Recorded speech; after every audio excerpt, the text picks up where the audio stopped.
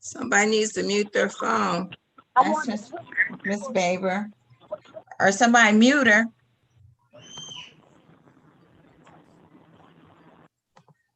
Who's a host?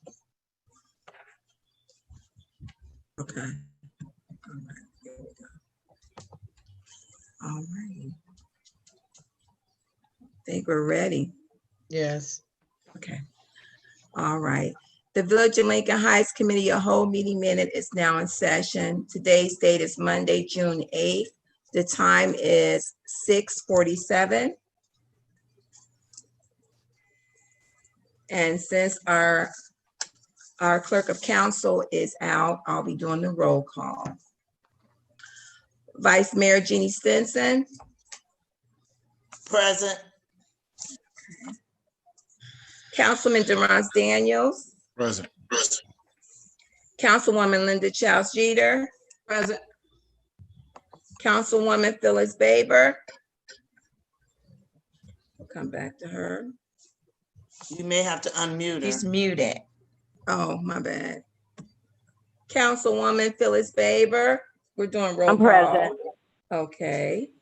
Councilwoman Kathy Goodwin Williams. Present. I'm present. Councilwoman, okay. All right. And Councilwoman Laverne Mitchell.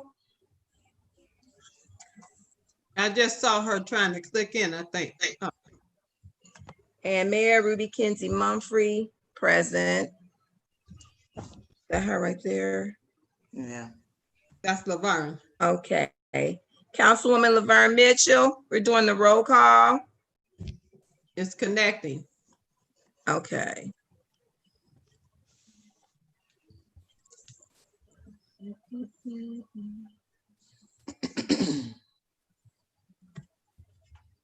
Take the mute off.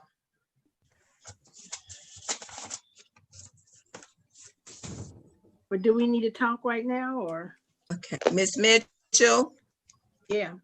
Okay, we just need you, we're doing the roll call, and we're on your name. Councilwoman Laverne Mitchell. Present. Okay. All right, we have 7 present. We have a quorum. Okay. The old business that we have is the Hamilton County Sheriff's Office, and Keith, Officer Keith is here to discuss the CBCR grant MOU. Actually, ma'am, that's going to be Captain Tony Aru and his assistant. They're actually linked Oh, in with okay. us. There He's the she one is that- over there. He's the one that wrote the grant. Okay. Are they able to hear us? Yes, we can hear you. Okay, all right. We just wanted to make sure that you're in the room. Yeah. Was there any anything additional that you want to present to council? Mm. No, the grant is due on Thursday at midnight, ma'am. So, we've been working on it up to this point, and we're ready to move forward if Lincoln Heights Council decides to do so. So we're just waiting on your decision. Okay. Yeah, I have a Council? question. I have a Yes, question. ma'am. Yes, Miss Mitchell. I guess one of my concerns is that when did you all decide to do this particular grant on behalf of Lincoln Heights? Or maybe it's on behalf of the county and Lincoln Heights is a part of it? Because I'm just concerned not having enough time to have really ask the questions that we got it at the last minute. Was this something that just happened to come up or had it been planned for a while? Well, these, ma'am, these grants release in the spring and are due in late spring. So it was released in March. However, there was a second grant that we worked on first that was a countywide grant, something called a Strategies in Policing Innovation grant that benefits the entire county. So that took a large amount of our time. We then transitioned to this one, looked at the data, and that's why we came to you a little bit late. It was just a matter of, there's only 2 of us, and this is a mountain of work. So how does the strategies and planning, strategies and policing grant fold in with this one if that one is for the entire county and this one is particularly for Lincoln Heights? Will the two be meshed? How do we benefit from the other one? Well, they both have some similarities, but the first grant is something that's focused on data-driven, evidence-based policing as well. And we're looking at hotspots countywide, especially high volumes of calls of service, and trying to reduce those across the entire county, all of our jurisdictions. And this particular grant that we're discussing now, the CBCR grant, is specifically focused on gun violence. Oh, okay. I guess I just saw reduce. I didn't know it was just gun violence. Okay. I didn't see Vice Mayor. So this grant possibly would be able to help us get rid of that gun range. I'm trying to look at the opportunities for the grant. I'm actually in support of the grant, but I just need more reasons to say yes, because I'm trying to look at it in a positive way that is going to be helpful, but we need to make sure that the community is a part of this and not just the sheriff. I just think that it should be community. People in the community just need to be on this, I believe. Yeah, I mean, I know that I heard what you said, ma'am, last time we discussed this, and I know you had some positive feelings towards it. This is, as it states in the name of the grant, it is community-based. It isn't simply us just deciding everything that's done. These are decisions that will be made mutually. As far as the range, I know that's a controversial topic in Lincoln Heights, and it has been for some time, but this is not focused on that gun range at all. It's about street crime. I know that it's not, but I'm trying to make it in a positive way to get rid of that gun range. I'm just trying to put them together. Yes, ma'am. And when you say the community is going to be a part of this, are they going to be able to sit down at a table and have a say, or are we just being used for data? You know what I'm saying? I don't want to be a guinea pig and just being used for data. I want to be able to sit down and say, give my opinion. Not me. I'm saying a resident would. Well, generally speaking, the grant is directed at building community trust, and that certainly can't be done without engaging with the community. So it would be our intent to partner with Lincoln Heights government officials and council, and reaching out through neighborhood groups, civic groups, religious-based groups, any other community groups that are willing to partner with us and willing to be heard. That is the focus here, is trying to build a bridge between your police department, which is the sheriff's office, and the community. Okay, that's all. That's all. Yeah, we got another question. Councilman Daniels, I see you had your hand up. First off, I'm just, the first thing, I didn't know the gun range was a controversial issue. You have a situation where you have a community hearing gunshots throughout the whole community. I didn't think that was controversial. My main point though was, I've been hearing two sides of this grant. The one side I've been hearing about is technology based. It's a technology based. That's why it's such a high ticket number. I know it's talking about $9 million separated amongst a different such a community. But if it's technology, and you're talking about technology on discovering the hot spots of crime within the community, I'm still not understanding, and I still haven't been told what type of technology is going to be invested in that's supposed to resolve some of these crime issues. My second issue among that is that you're talking about community-based oriented policing. You don't need a grant to do that. You could have come out and talk to different community members or try to establish some type of community-based partnership. You don't need a grant to do this. So I'm just confused. I'm hearing two different sides of it. On the first hand, I'm hearing this is strictly based upon community-based policing. On the other side, I'm hearing it's about technology to find hotspots. So that's where I'm even more confused now. I was leaning one way. Now I'm even more confused on. Let me use an analogy to maybe explain it a little bit. Please. if someone's suffering from an illness, technology may help figure out exactly the root cause of that illness, where it's located, and possibly find some root causes of it. Maybe it could be a person's diet, for instance. But that technology of identification isn't the solution. Okay, so this marries the two. It uses technology, data-driven policing, and complex crime analysis to help identify and possibly predict crime. Okay, and the solutions are often not police solutions. They're often solutions that come from the community itself, or partnership with the police department to empower a community to help right some things that maybe are contributing to crime. So that's how these two are separate issues, but they're married in this grant. I Hold on, totally, Mr. Daniels, let me go ahead and get Laverne, and I'll come back since you had two. Ms. Mitchell? Thank you. So on, I guess, various sections in particular, like maybe number 4, section 4, it says design and execute a rigorous evaluation plan for assessing the impact of the project. So once this is done, because the last time you mentioned a lot of data gathering and analysis, and so now you've gathered all this information to know where the hotspots, what trigger the hotspots. What will there take another grant, or what will be the impetus to ensure that the information that you found out is going to be implemented or enforced? See, as we discussed in previous meetings, we are, when this money is given out, because these are highly competitive grants, we are held to a very high standard in reporting to the Department of Justice. And that's why we are not alone in applying for this grant. That's why we're partnering with the University of Cincinnati. Now, University of Cincinnati's criminal justice program is #1 for research in the country.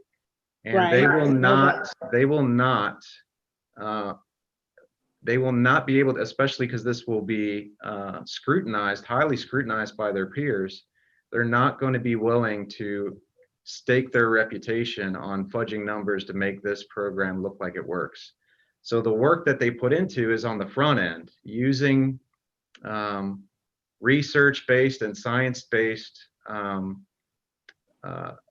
methodologies to identify crime and predict crime, and as well as the strategies for doing something about it. So, you know, both Akshita and I have spent quite a bit of time with the staff at UC, and quite honestly, I've got 100% faith in them.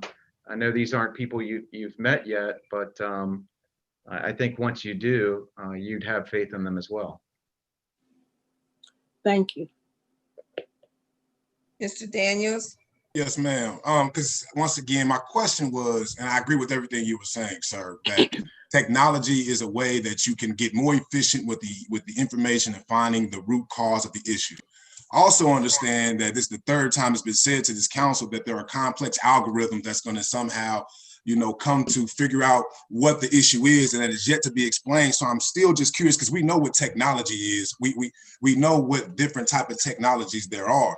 So can you just give me an example of what type of technology you're going to use that is going to now let us know, hey, this is a hot spot, and from this hot spot, this is going to be the solution? What technology, I'm just curious on what magic technology is out there that's going to be other than a camera. And we got those. So I'm just curious under what type of technology that we're talking about that's going to be used to now collect this data. You're going to now come out with the algorithm that's going to now, from this data, say, hey, this is what you're going to do. Please explain to me. And if you're bored to death, I'm sorry. This is public time. You know, this is ICRC. This is all public matter. So it's fine.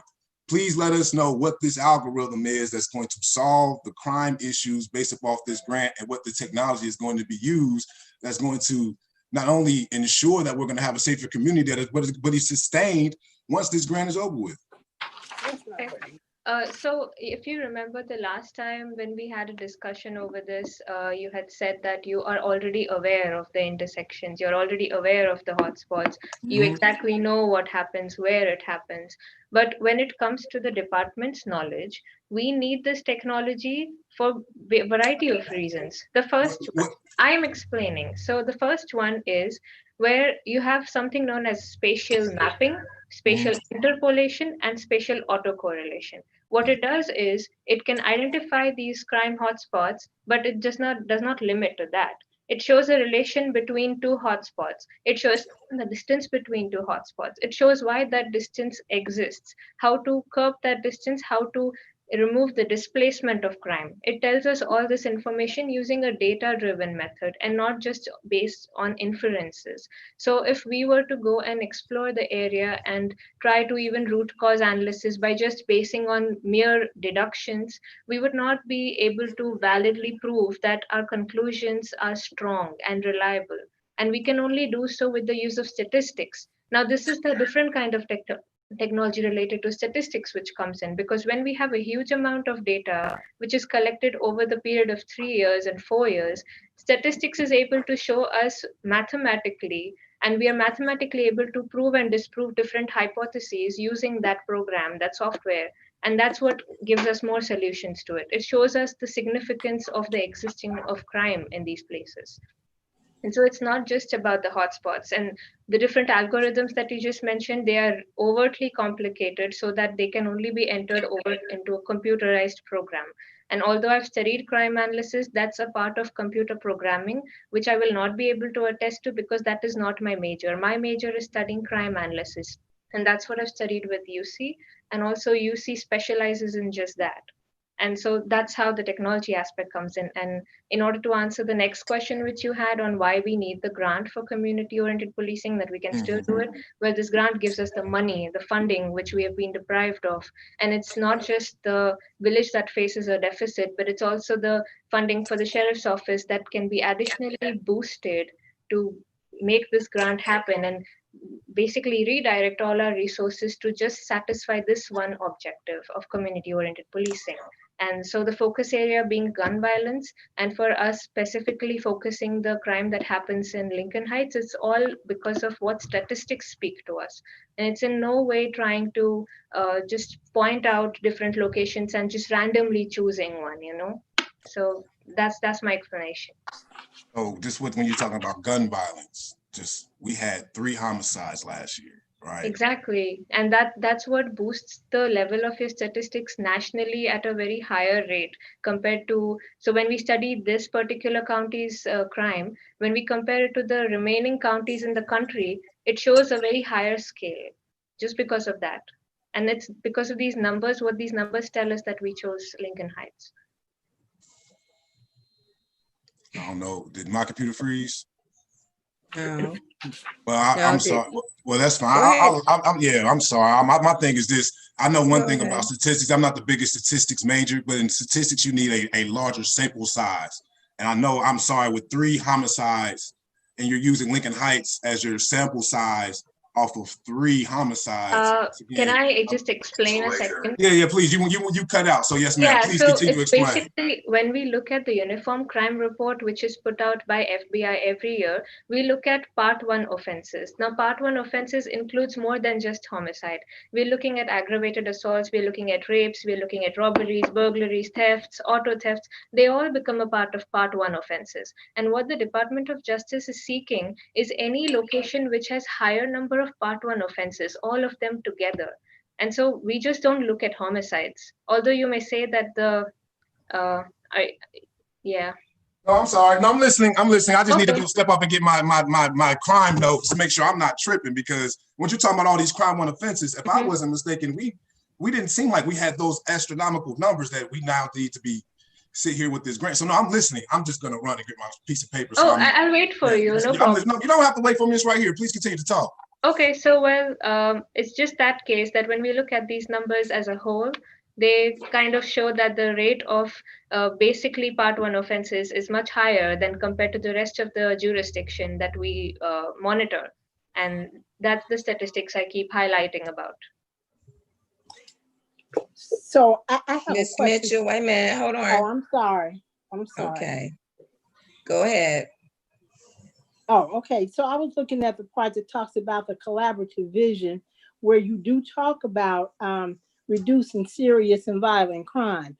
And part of what Mr. Daniels was saying is that when we get our police report from the sheriff's office, it doesn't seem an inordinate amount of serious crime, and especially organized crimes. So are you saying that in the village of Lincoln Heights, based on the statistics that you've already looked at, that we have some kind of sophisticated organized crime in the village? No, it's not just organized crime. I mean, it could be a part of another crime which has ensued into an event that has occurred within Lincoln Heights. But we are not pointing it out that there's an organized crime ring that exists there. We're not saying that. And honestly speaking, unless we have completed a study of the premises and studied the entire problem, we will not be able to find a proper conclusion, a more reliable and a statistically valid conclusion. And it will be very biased for us to assume anything at this point. I think there may be. That's very misleading. There may be an assumption on your end that's misleading as well. We are not saying that there is rampant, abundant, just out of control and organized crime. That's what I'm hearing right now. And Right, no one is, that is not what we are saying. In fact, But that's what we're hearing. That's exactly what. Is that what we're saying? Wait a minute, hold on, y'all. Y'all overlapping.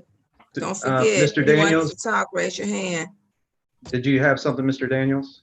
I was making sure, I didn't know, because when I stepped out, I wanted to make sure we didn't say that there's a what we think there's organized crime here. I didn't know if one of the council members thought that there was organized crime. Well, because it's mentioned in the collaborative vision piece.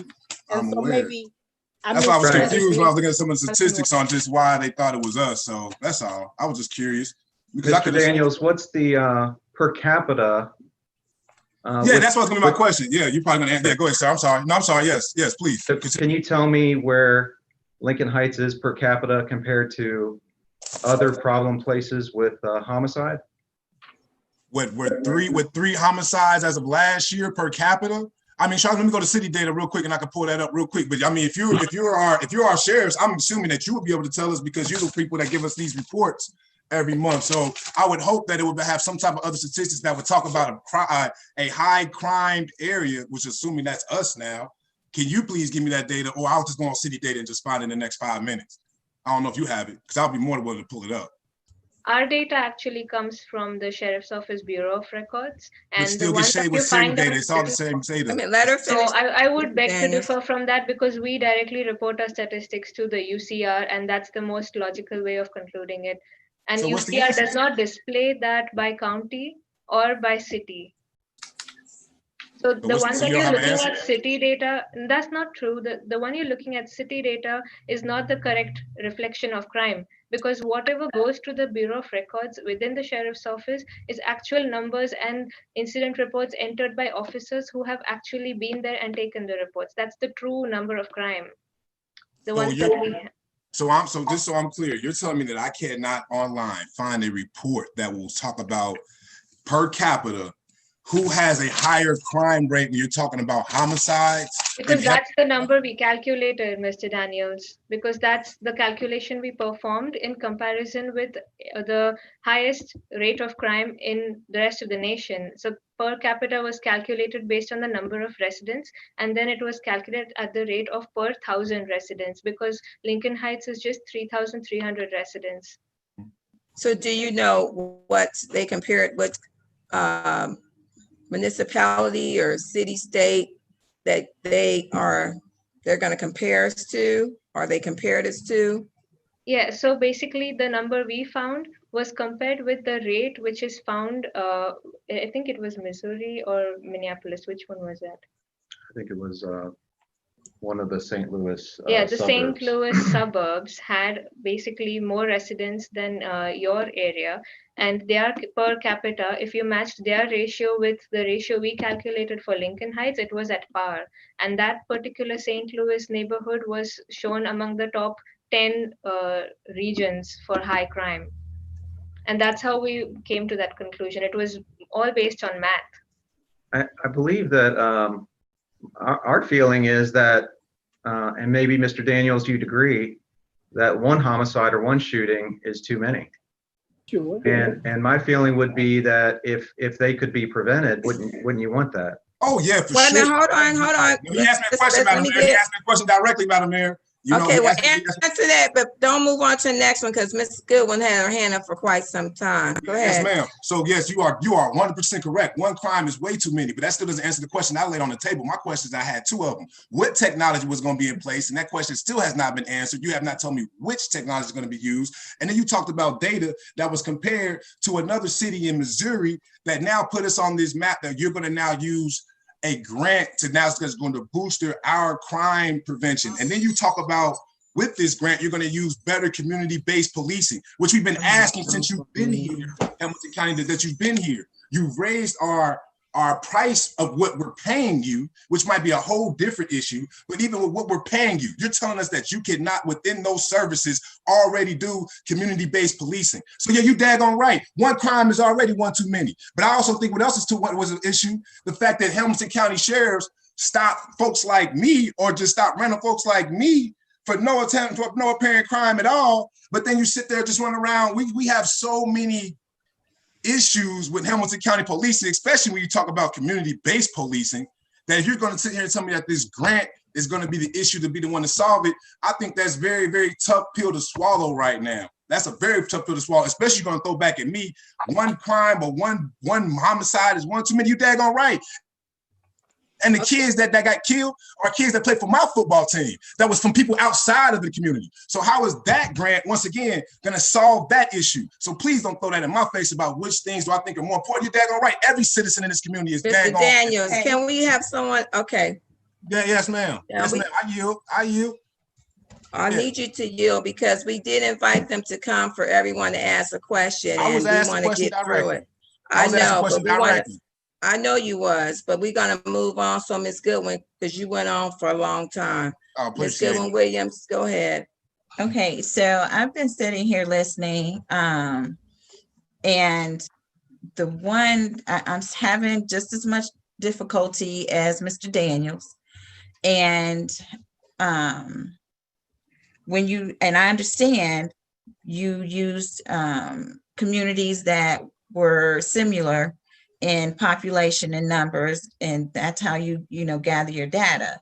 But again, I agree with Ms. Mitchell, and I quite had the same question. If you knew that you were wanting to use the Village of Lincoln Heights, even if you started with another grant first, you still could have reached out to us to say, hey, we're considering you. Here's the information about the grant. Can you take some time to look it over to see if you may be interested? To give us a little bit more time to decide and to be more knowledgeable and do the research. And normally I would have done that by now, but I had some family stuff I had to take care of. But what I will say, and I just lost the information. Hold on, let me get it back.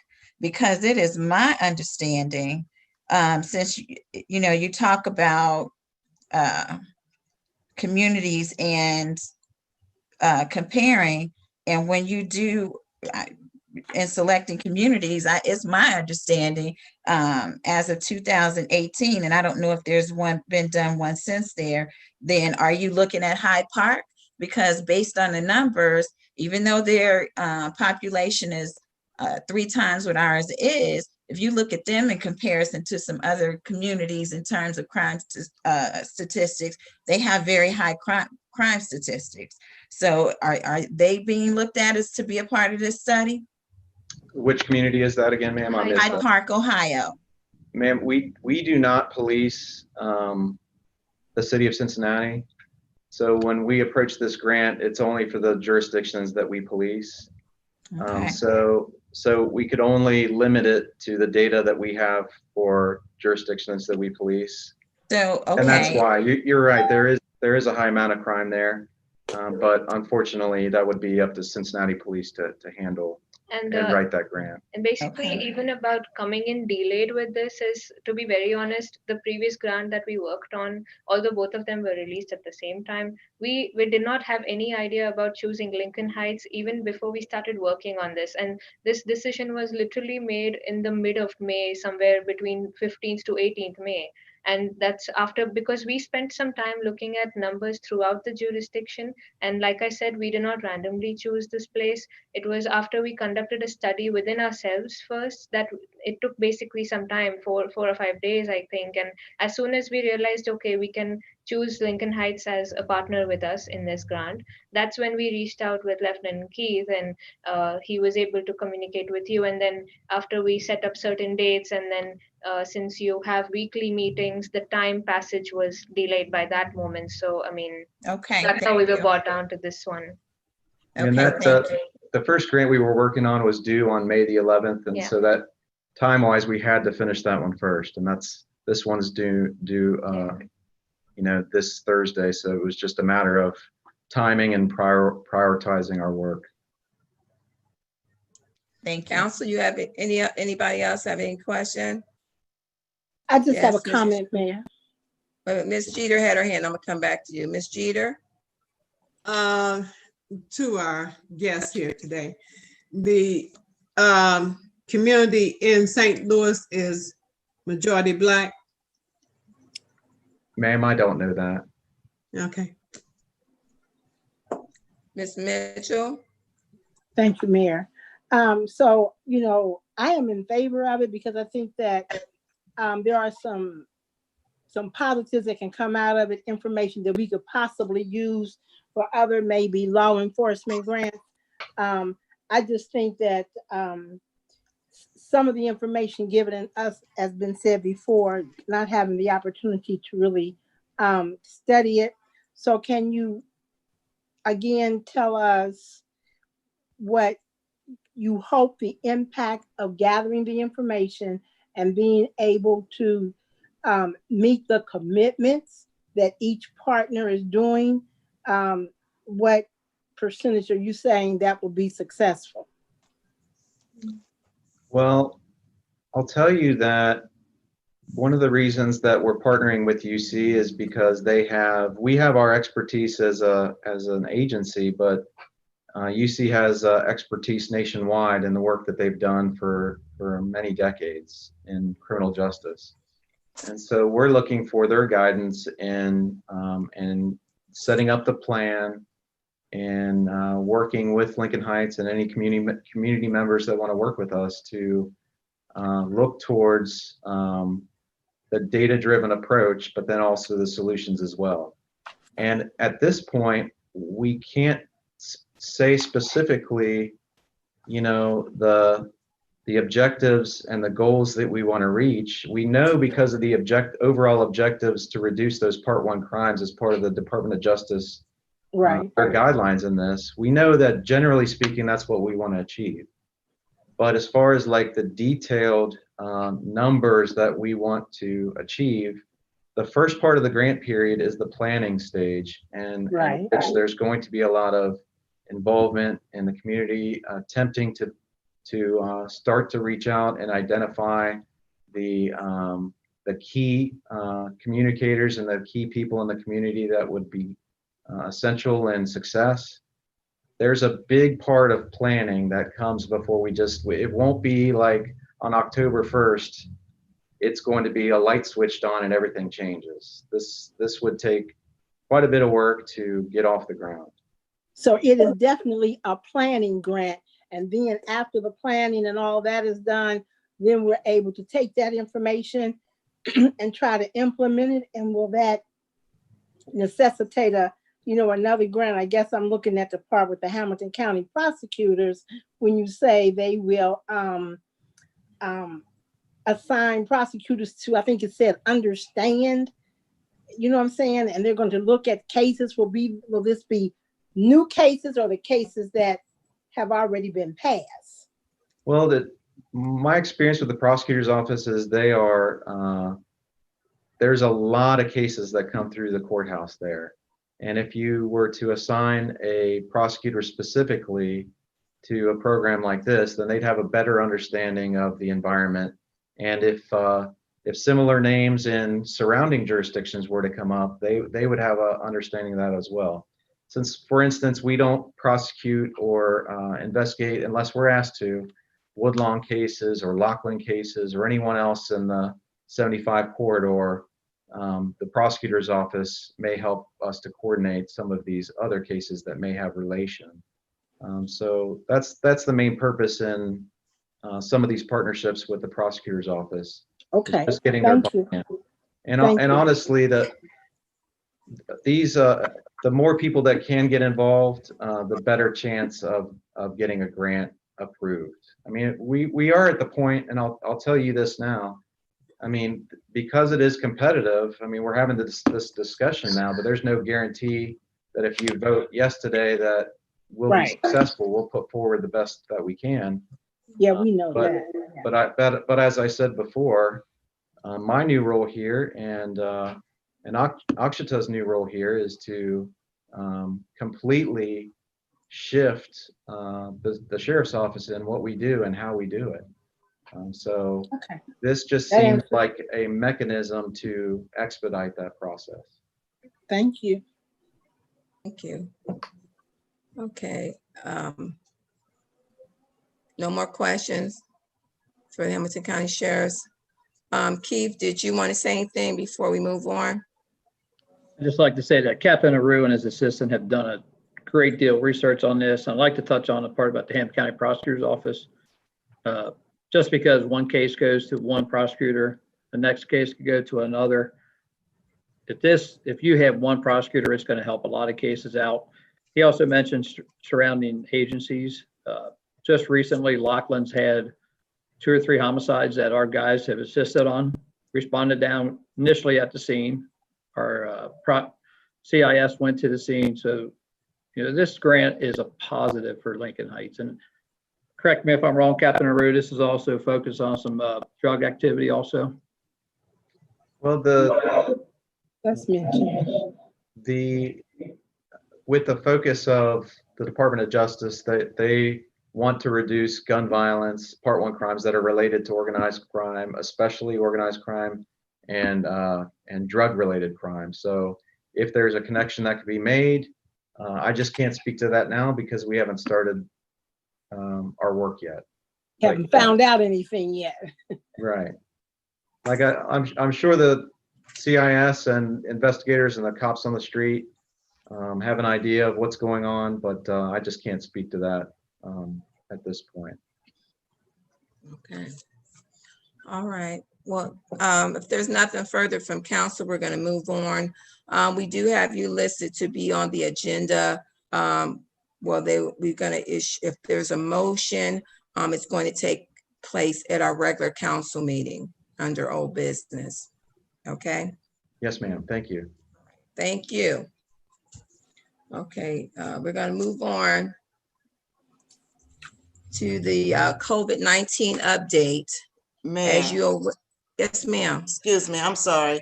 Did you mute Phyllis or can she be unmuted? Because I didn't know if she had something to say or if you muted her or if she muted herself. She muted herself. Oh, okay. Because I know if you muted. I didn't mute her. myself. Yeah. Someone just unmuted you. Who unmuted you? So am I muted or can y'all hear me? We can hear you now, At Phyllis. first she was. Did you want to add, Ms. Baber, before we move on? Oh, I just wanted to say that I believe that Lincoln Heights is a safe community. I feel safe living in the community, and it seemed a lot safer than any other community I've been in. That's all. Okay. All right. So there's nothing further. We're gonna go ahead and go on. Thanks, Keith. We're gonna go on to the COVID-19 update.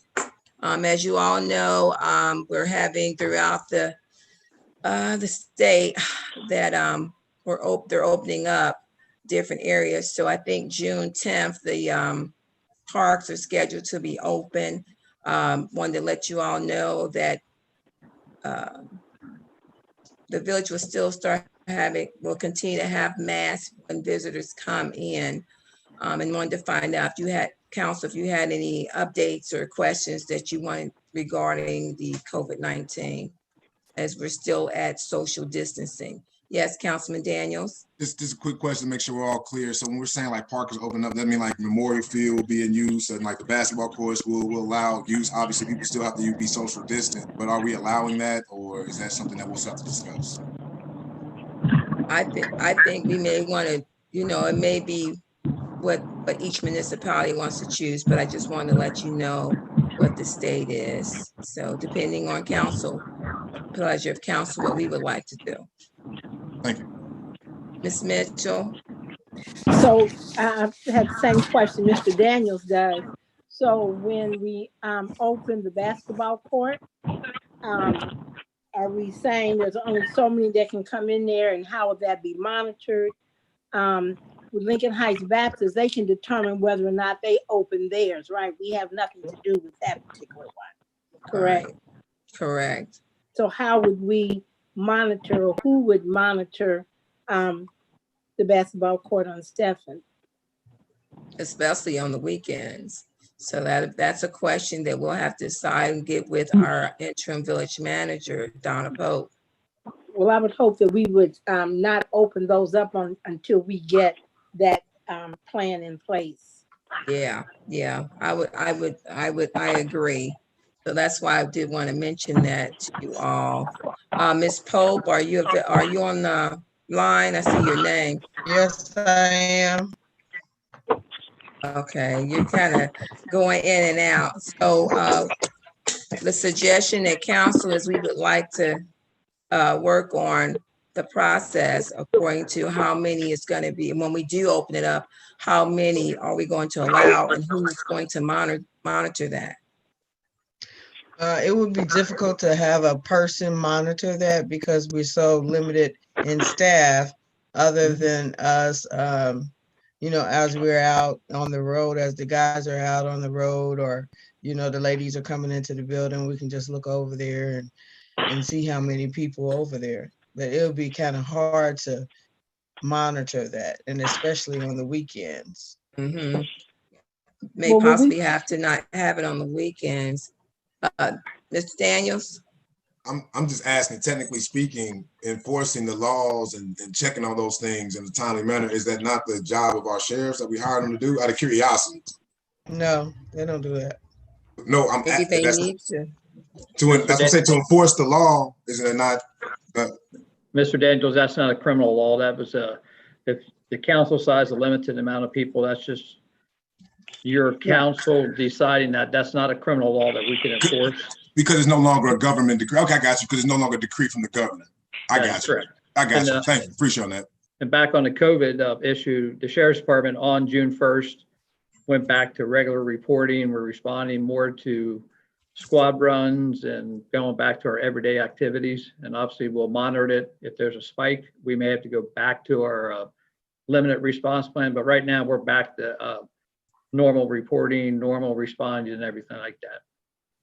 Okay. All right, thank you. Ms. Mitchell? So Mayor and Ms. Pope, so if we're going to open that up, will we put a sign up saying how many people need to be in there at one time? I would hope we would do that. Okay, I just. Yeah, because basically we're doing the same thing for Mayor's Court. I would expect the same thing for the basketball. And then like Councilman Daniels, we also need to talk about Memorial Field. Yeah, so that's something that we're gonna need to talk to. And safety, we are scheduled for a safety meeting next week, and that'll be a good thing to talk about. Vice Mayor, did you have your hand up?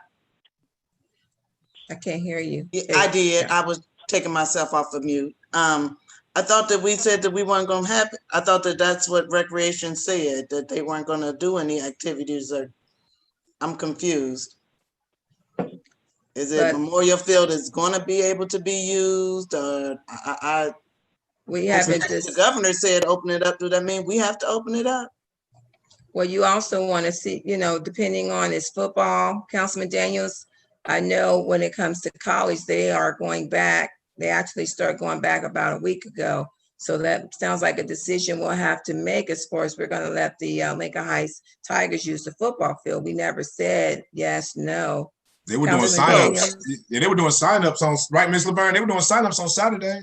But that's my point. We can't have people doing sign up when we don't know what we're gonna do, because they're gonna have 500 kids and they don't have nowhere to practice. We need to be able to tell them something. Right, or they should tell us how they're going to do social distancing before we let them go up there. Or, you know, how they're going to do it, you know, not all the kids on the field at one time or the different teams. You know, so if we're going to do that, we can be delayed in our opening so that we get that in place. Exactly. Councilman Daniels? Just, I don't think that should stop them from getting people to sign up. Just to, you know, to sign up so they can get themselves organized, at least so they can figure out a number on how to do, like Ms. Laverne said. Now, but people can't keep doing what they want to do with our field. If we had already said that we wasn't gonna have the field open, he already done did this. Vice Mayor, I agree with you, Vice Mayor. All I'm saying is that we like Ms. Mayor just said, we didn't say. We said that us as a village, we're not going to do any type of recreational things. But if we're going to rent out the field or allow other people to use the field, I don't think we decided that yet. All I'm saying is that makes no sense. Why would we cancel it? We cancel it so people can stay safe. But y'all can come over here and use it, and we don't care if y'all get sick. That makes no sense. We need to either say we're going to do it or we're not. Madam Vice Mayor, I'm not inviting somebody into if I'm not doing that, don't make no sense. Vice Mayor, I agree with you, Vice Mayor, that we didn't make a decision if we're going to do something or not, but I still think that the Lincoln Heights Tigers, they're not doing their own thing. They still need to figure out a number of how many kids they're going to have, so that way they can organize, because we just lay it on them. Say if we don't figure out until August what we want to do. If we want to do something in August, they can't just get sign-ups then. It's nothing to get kids signed up and get organized. I don't think that's going to be an issue. But is there any Mitchell, information on the sign-up that says when it's going to start? We have to make sure they have not put out a start date for the season. So my question is, Councilman Daniels, can you reach out to the Lincoln Heights Tigers and come back with some information during the safety meeting next week? Yeah, but they're still going to ask. Yeah, I can do that. I can do that. But like Madam Vice Mayor just said, we need to decide if we're going to allow I know we said we were not going to do anything. Us as a village, we're not going to sponsor anything, but we don't sponsor the Lincoln Heights Tigers. Right, so that's why y'all can finish it up at the safety meeting and bring it back at our next council meeting. We can't do it today, but you know, that's why you'll have be able to talk about it during safety, to finalize it. You'll be able to find out what's going on with them, have them come to safety if that's okay with Ms. Jeter. I mean, I'm not the chair, so Ms. Jeter, will it be okay to do that? Yes. I'll invite them. Then I'll invite them to the safety meeting Monday. Or have a representative, because you really need to find out, and they need to find out from us. If we're saying no, you don't want to just put a lock on it without having communication. Communication is the key for anything that we all want to do. I'll reach out to them. I'll reach out to them now and see if they can be available for Monday. Okay. All right. Mayor. Yes, ma'am.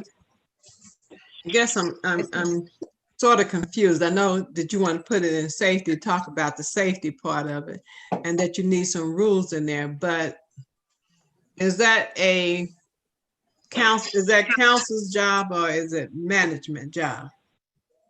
I don't know. Well, you all talked about it before, and that's the only. Yeah, I get what you're saying. I'm just asking a question because, you know, I want to stay in my space and for the management piece to be in this place. So to Mr. Desai is on here.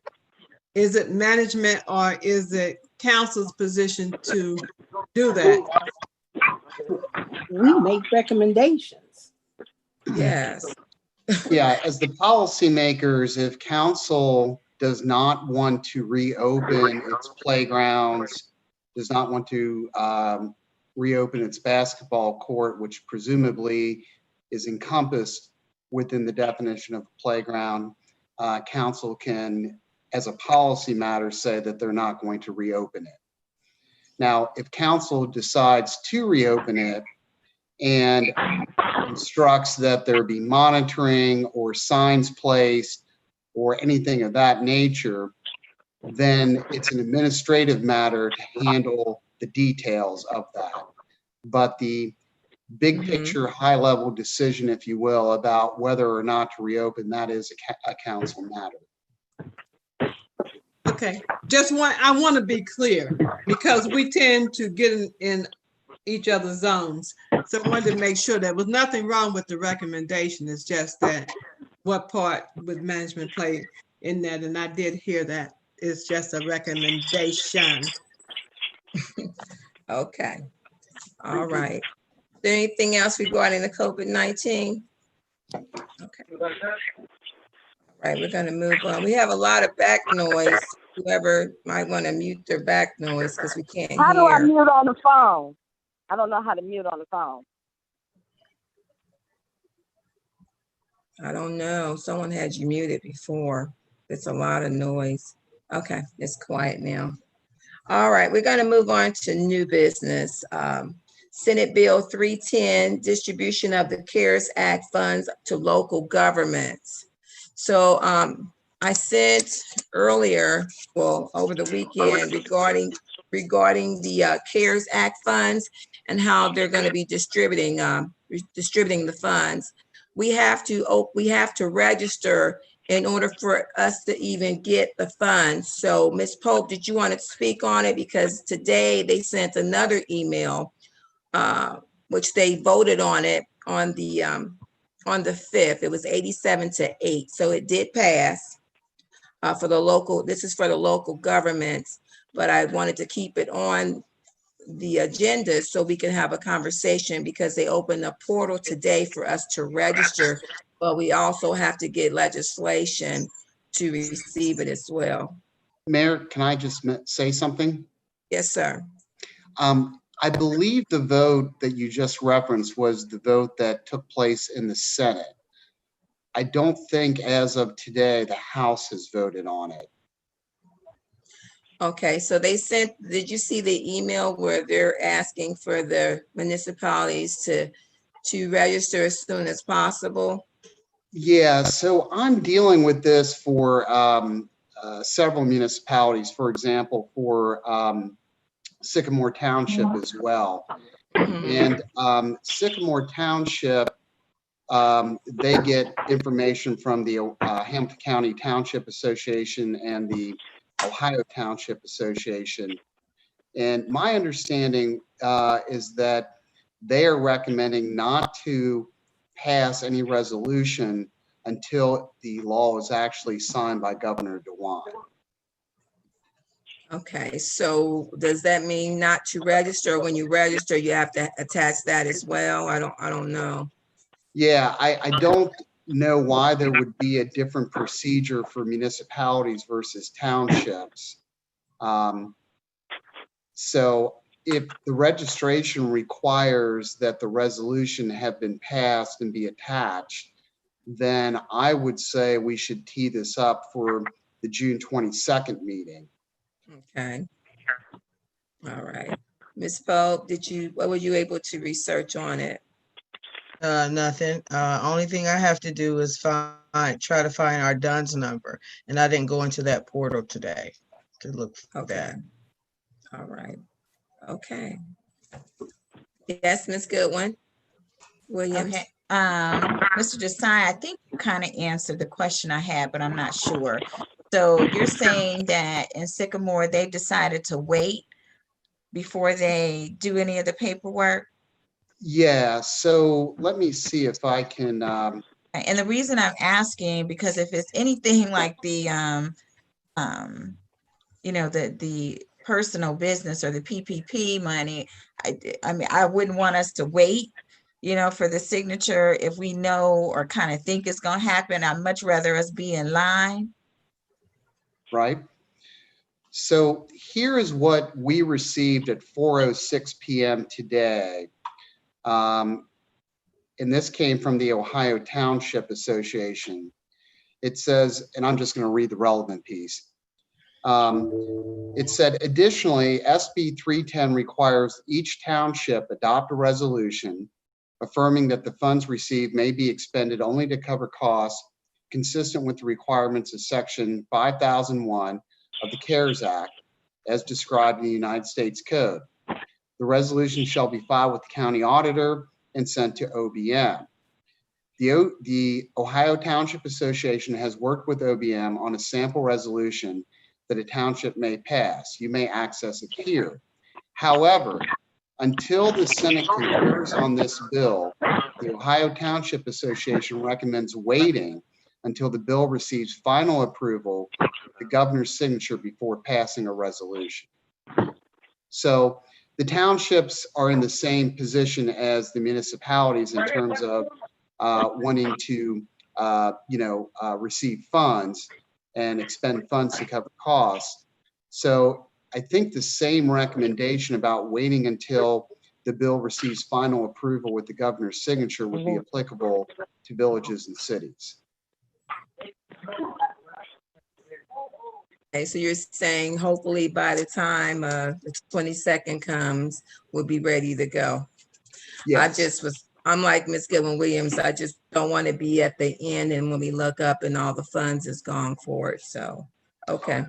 Yeah, I can tell you the earliest that this is going to get teed up for the townships that we represent is going to be June 16th. Okay, and then when do we meet again? The 20th? The 22nd. 22nd, okay. All right. Ms. Mitchell?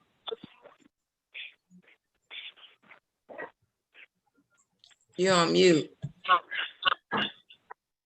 Can we contact Senator Thomas and Representative Jensen just to get a feel as to, where we should be? Because I'm like Mr. Desai, I don't know what the difference would be with the townships and other municipalities, but we might just want to check with them to let them know that we are considering this and why, so that if something comes up where it looks like we might be on the tail end, we can get in the middle anyway.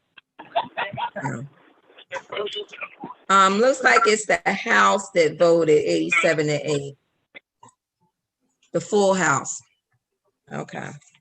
I'm looking at the emails that I sent you from the Ohio Municipal League. So, okay, that they usually give. So what I'll be doing, I'll be continuing to send you the Ohio Municipal League update at a glance, and it breaks down all the Senate bills along with what's been pushed through and what they're working on. Yeah, what I'm guessing has happened, if that's the case, is since it was SB 310, the bill originated in the Senate. They passed it. It went to the House. The House probably passed it, but made some changes. So it probably has to go back to the Senate for approval of those changes. And then it would go to the governor's desk. Okay. All right. Okay. All right. Yes. All right. Okay. There's nothing further. We're going to move on to new business. Resolution number 2020 R15, resolution for the approval of purchases regarding the 2020 parade or graduating high school seniors residing in Lincoln Heights. So, Councilman Daniels, I do see that you were able to send the receipts, the invoices to Ms. Pope regarding, is that for the sashes? Yeah, I'm gonna find a better price. Got it down, so. Yes, okay. ma'am. Okay. So do we have a copy of that? So, and I same thing I told Ms. Pope, she asked for an official receipt from the vendor. What I did is when I sent the on the website, it said create a quote, obviously, and then I put Ms. Donna Pope as the email contact on that the quote. So I'm assuming I did that this afternoon, so she'll probably get the official invoice from the vendor via email probably tomorrow. I just had a little digital copy that I just sent over to Ms. Pope. Okay, so on the quote, I know the one that she showed me, it didn't have a quantity. Based on the amount, how many is it for? I did 25. I don't know why I was. Well, I might be able to even do a share screen here. Well, I don't know if I can or not, Keith, but I can try to. Okay, that's cool. Well, yeah, that's fine. It's okay, you can send it later. Yeah, that's cool. Yeah. Okay. But I had it for 25. Okay, with that being said, I did want to reach out to Ms. Baber. I think Ms. Pope mentioned that she was getting the quotes for the t-shirts, and we wanted to find out about that because we need both of them to go with this legislation. Ms. Baber? It's not Is she there. There we go. She was there a minute ago.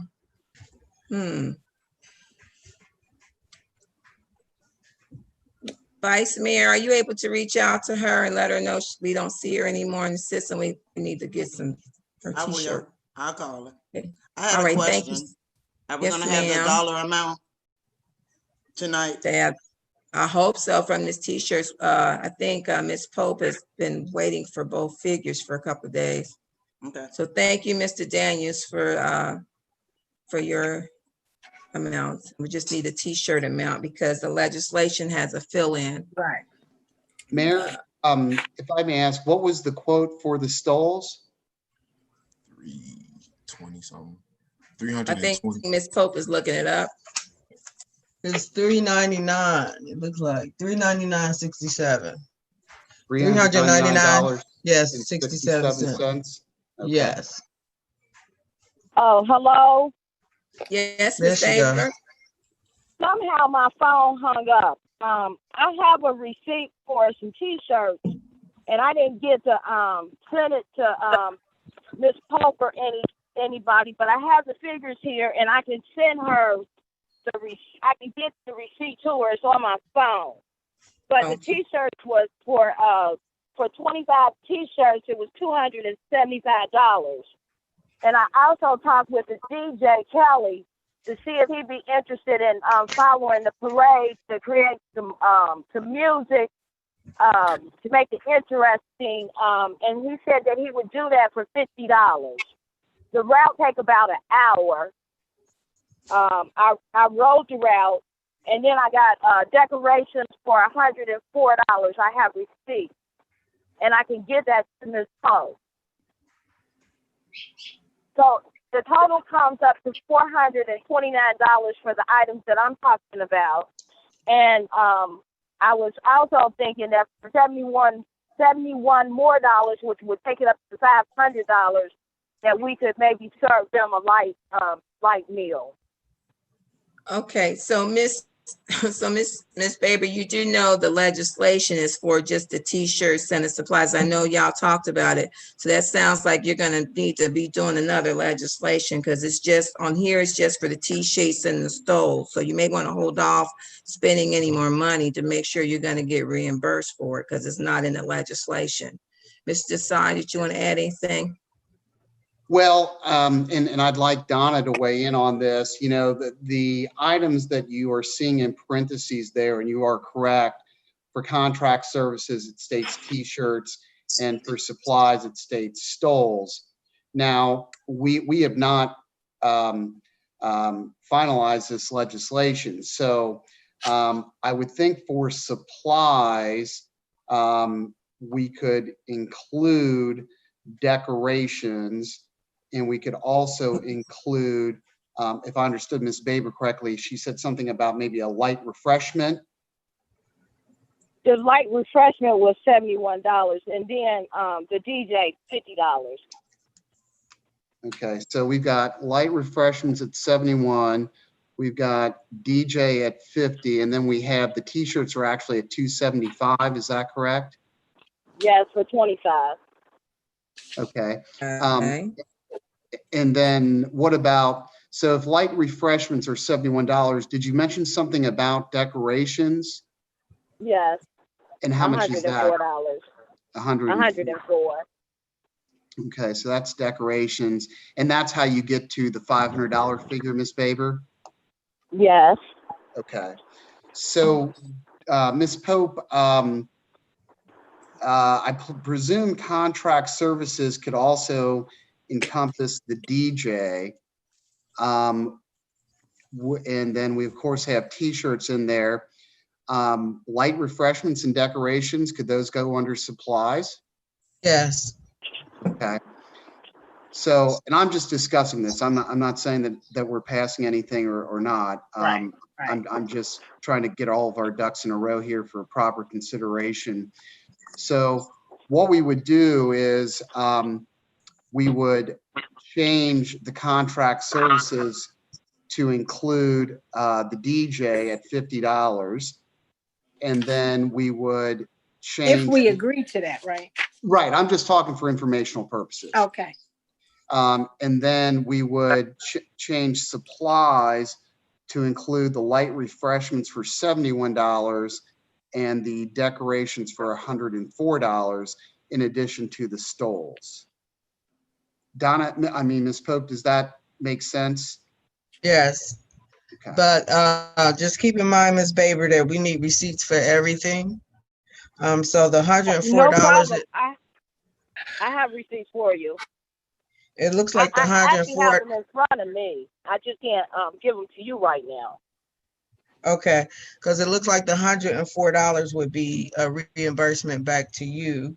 And then the $50 will need his invoice, invoice for that $50.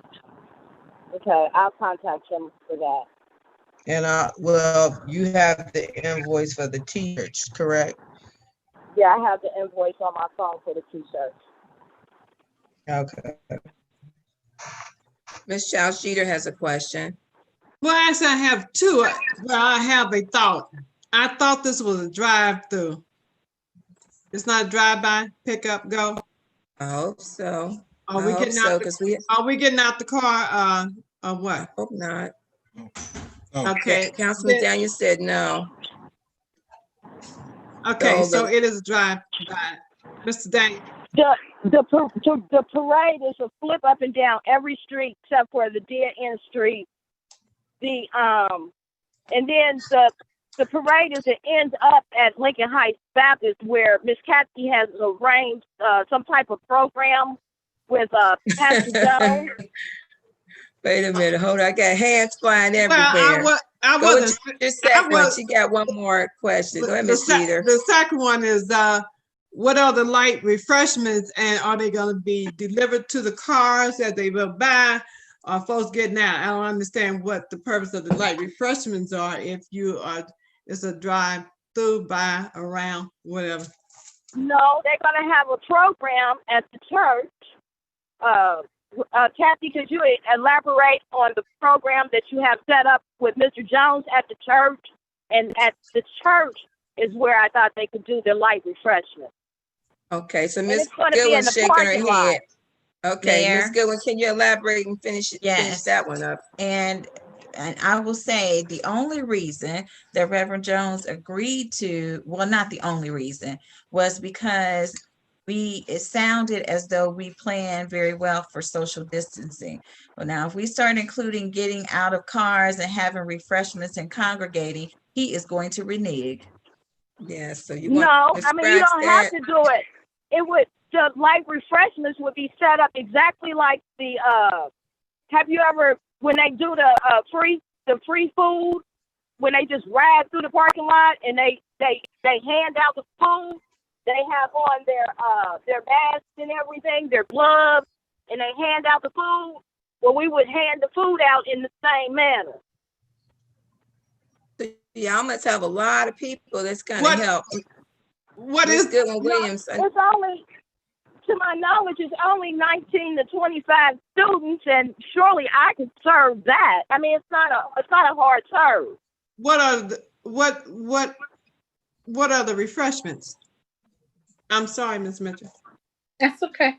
What are ahead, the refreshments?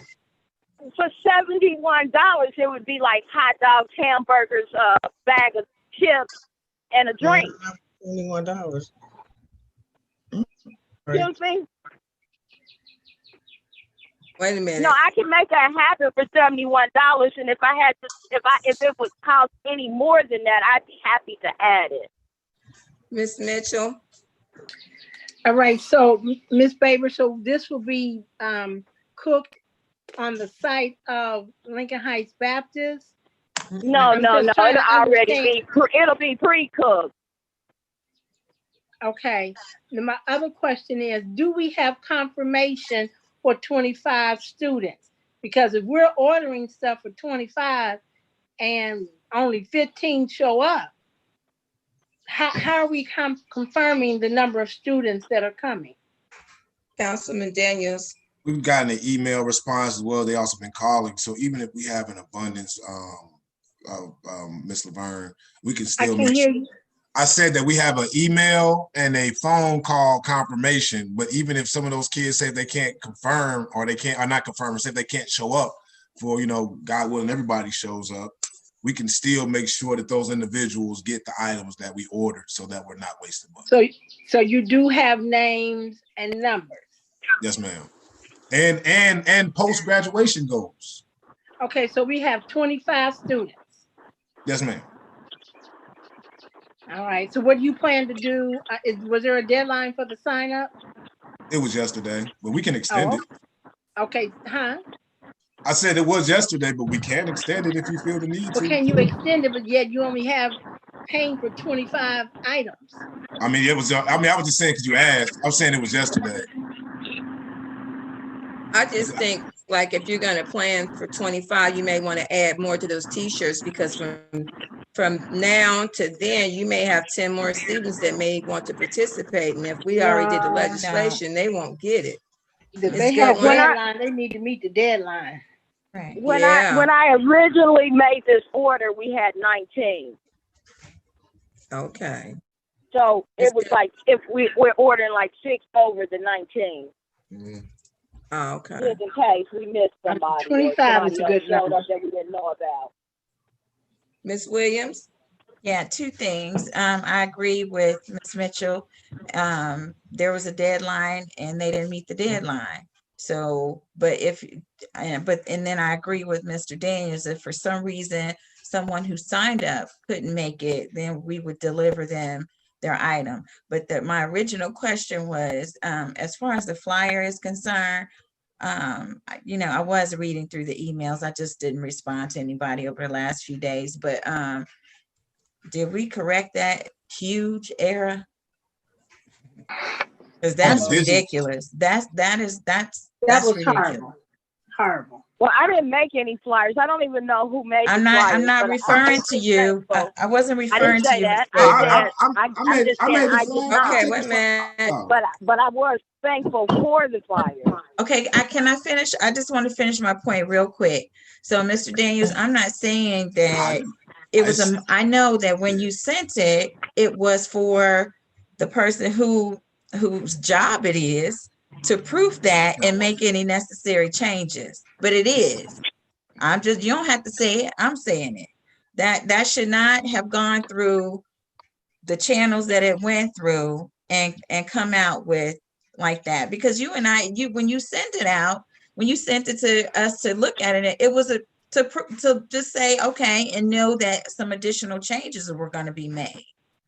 That's all I'm saying. I'll take full responsibility. I appreciate that though, Ms. Kathy, but I'll take full responsibility for that. But so a digital one has been but to answer your question, a digital one has been edited. I did not print out any new ones down at Village Hall to take down there, if that answers your question. So I did. I didn't know who printed. I thought that the flyer was sent to the admin and they printed it. That's what I thought. It looked like the one. Yeah, go ahead, Ms. Pope. I'm sorry. The flyer that you sent out that night as an email flyer, and you said this was the flyer that you wanted to go out. That was the flyer that we put on a postcard because you also said you wanted it mailed out. And now Vianne probably didn't correct it because she is in the habit of being, I guess you could say, pretty attacked. So she doesn't want to change what you guys said. No, you don't have to. I'm sorry, Ms. Kathy. No, let me say this real quick in response to Ms. Pope. Let's wrap this up. Go ahead. Let me say this, Ms. Pope. I understand, but if you know that something is spelled incorrectly, that is your job as the admin to correct those things. You don't send something out personally or especially as a representation of the village with the words or whatever grammatical errors. That is a part of your job to make sure that that is correct. Well, Yeah. the email that we had, it wasn't an editable email. It was a flyer. he It sent still to shouldn't us. have gone out. A response should have been given back to Mr. Daniels to say, can you send this so that and make it editable? So there's no excuse for that. None. None. Okay. All right, we're gonna move on. There's nothing further. All right, any miscellaneous business? Oh, Mayor, I'm sorry, I Mr. have Sy. I have a quick question. I apologize. Mhm. So back to the legislation for tonight, for the expenditure of funds from the Recreation Department. I'm going to go ahead during the break and I'm going to put the numbers in, and the numbers I'm going to put in are going to be under contract services for t-shirts and for the DJ, $325. And that's going to be $275 for the t-shirts, $50 for the DJ. Then under supplies, I'm going to add in the light refreshments. My apologies. I'm going to add in the light refreshments, and I'm going to add in the decorations in addition to the stoles. Okay, so I'll do that during break. My phone had went out. How much is it for the stoves, please, just so I know? $399.67. Okay, thank you. You're welcome. All right. Thank you, Mr. Sy. All right, any miscellaneous business? Okay. Madam If Mayor. there's no- Oh, okay. Yes, Mr. Daniels. I'm sorry. And this was coming off of a conversation from last week, and just curious, Ms. Pope, and just curious, do you know by any chance, Ms. Laverne, what was our police expenditure, and what was our police budget in 2014 before we merged with Hamilton County? It was about, I want to say probably about 650,000. Okay, and with this number, this is why I'm going to make With approximately 8 officers. With eight officers. Okay, so with that information, I'm going to make this motion. And I know this motion is going to be controversial, but I'm not going to make it now, but I'm going to let everybody know, obviously, because we can't vote on anything here. But I want to let everybody know during the community hall, I'm going to make a motion that we I just want to make sure I have my words correct, but we make the motion to start the process of ending our contract with Hamilton County Sheriffs and begin the process of looking into a different matter where it's either our own, or finding a more affordable, reasonable service. So obviously, I'm looking for the exact motion on my computer right now, but I'll wait till this evening before I make the official motion. But I just want to let everybody know that this evening I will make a motion during miscellaneous business. We begin to start the process of bringing back our own police department, or in some sense having a community-based where you now have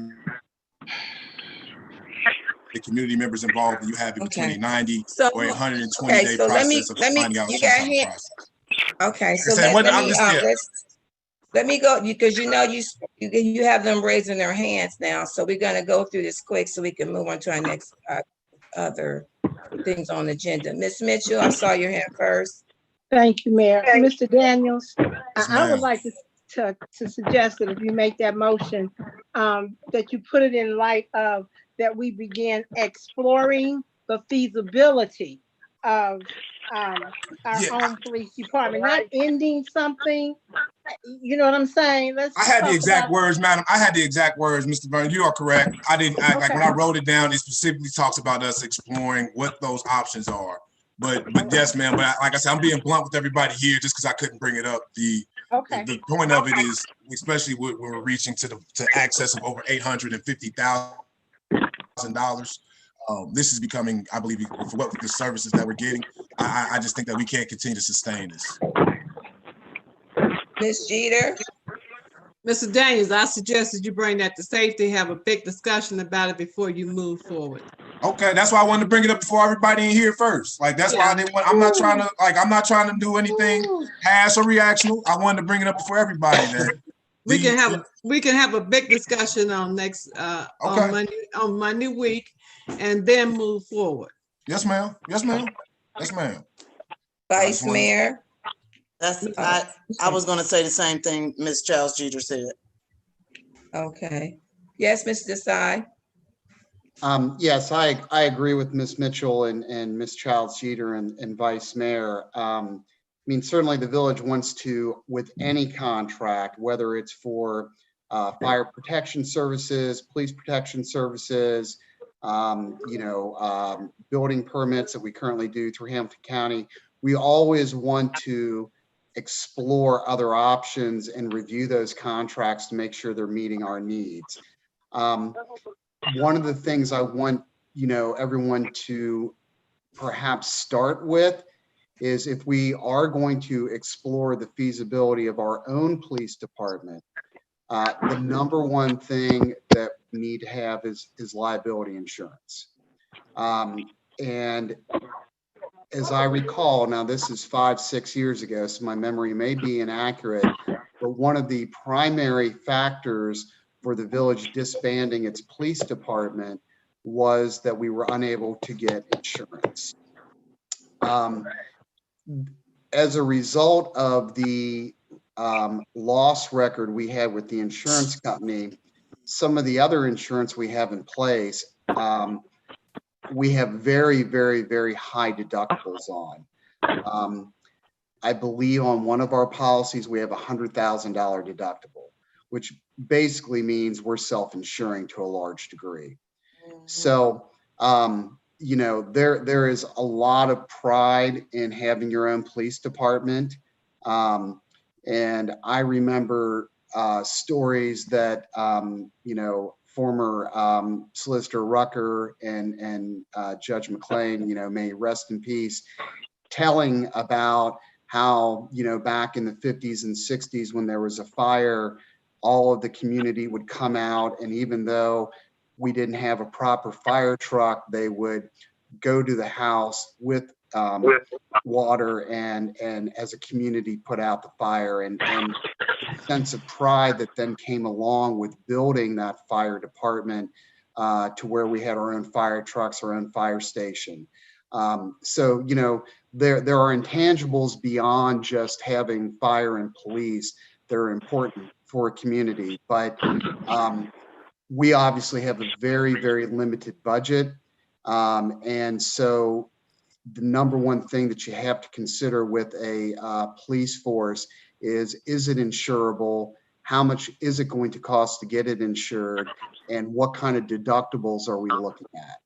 And so I look forward to hearing what comes out of the discussions in the safety committee. And of course, if there's anything I can do to help in any way, please let me know. Mr. Desai, would you like to join that meeting? Please. When is it? Monday? Monday. Monday, right? Mm-hmm. Monday, yeah. And you also have to take into consideration the total cost that it would cost the community to do that. So we're gonna have to deal with finance committee too. So there are a lot of pieces to this puzzle to make it happen. And then too, we have something on the plate for tonight to vote on. So should we vote on that or not? Because if we're talking about making some changes and it's gonna take a while, it'll take a while for us to do that, then how do we move forward? I'd like to, I think we need to, if there's someone now who wants to agree with Mr. Daniels, rather than have him making a motion and not get a second, we need to find out if we're ready for that at this point. No, I'm not going to make it tonight. I'm making it. Okay. We said we're going to have it. We're going to have the safety meeting discussion. That's why I wanted to bring it up in front of everybody. And just even, and I'm sorry, Miss Kathy, I'm stepping on yours. No, Yes, Ms. Williams, go ahead. I was just gonna say, and I'm gonna tread lightly as I say this. I wish that this conversation could have come about in different way. I mean, of course, I know all of the meetings are public, but sometimes you know, you're letting the left hand know what the right is doing and you're giving all that information. I just don't want us to be caught in a situation to where if it doesn't happen by the next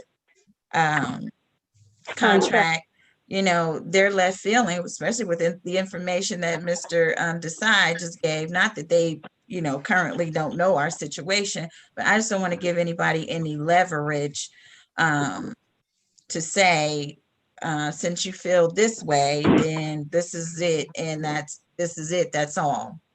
So, you know, sometimes I think conversations need to be had in a different way until we get to a point that there is a consensus among us. That's all. I agree with you also. And that was one of the reasons when we had our safety meeting, I asked about that grant and if the services ended, because I know we're in the midst of contracting, if the services ended, how that grant was going to be implemented. And they asked that it would end.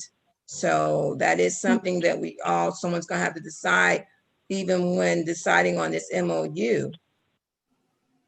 Because whatever's, like, if we decide to go another direction, if we've done this grant, then if we decide that we don't want to be with the sheriffs, that goes out the window. And that's what the information they gave. Ms. Mitchell? Oh, no, I'm sorry. I'm done. No. Councilman Daniels? Yeah, and I just wanted to reiterate, and like Brother Deepak said before, and I'm sorry because I didn't have everything up, because it was 3 different motions in one that hit on everything that everybody has said, where it's exploratory, right? So I want to make sure, Ms. Kathy, that even as we do go into contract negotiation, we do have some type of leverage. So whether we have 3 different options on the table, it's Hamilton County, our own, or some other community, you know what I mean? But now we have those options, but I want us to at least, you know, like you said, have this discussion and start looking at what those options are. But I agree with everybody on here. And like I said, that's why I want to bring it up for everybody. Appreciate everybody's wisdom on this issue. Ms. Jeter, then Mr. Desai. I suggest you do your research, bring it to the committee on Monday. And to Ms. Polk, need to find out about the insurance, you know, the insurance information, bring it to the meeting. So we need everything to come together. And we still may not have the answer that everybody's looking for on that one night. It's going to take more than one opportunity. Mr. Desai? Yes, thank you. So my recommendation would be for the safety committee to consider this at its July meeting, because the more pressing matter is the fire protection services contract. That renewal is coming up, and there is a 90-day notice required if we're going to terminate that contract. That means that we have to provide the notice in September. Council's on recess in August. And so really, whatever the Safety Service Committee is going to recommend, Council's going to have to act upon at one of the next 3 meetings. And from a priority standpoint, that's the contract that we really need to prioritize. So my recommendation would be to do the police matter at the July safety meeting, and at this upcoming meeting, focus on the fire contract. I agree with that, Mr. Desai. Ms. Mitchell, is that your hand up? Oh, no, it's just me. Yeah, it's in the way. It's not up. Okay, back to Ms. Jeter. Mr. Desai, you suggest that we not talk about it in the meeting? Well, I mean, I think you can talk about it if time allows, but what I'm really most concerned about, just, you know, it's the proverbial which plate's going to hit the floor first, right? And that fire contract plate is the one that's most likely to hit first. And we need to really determine, A, are we going to renew the contract?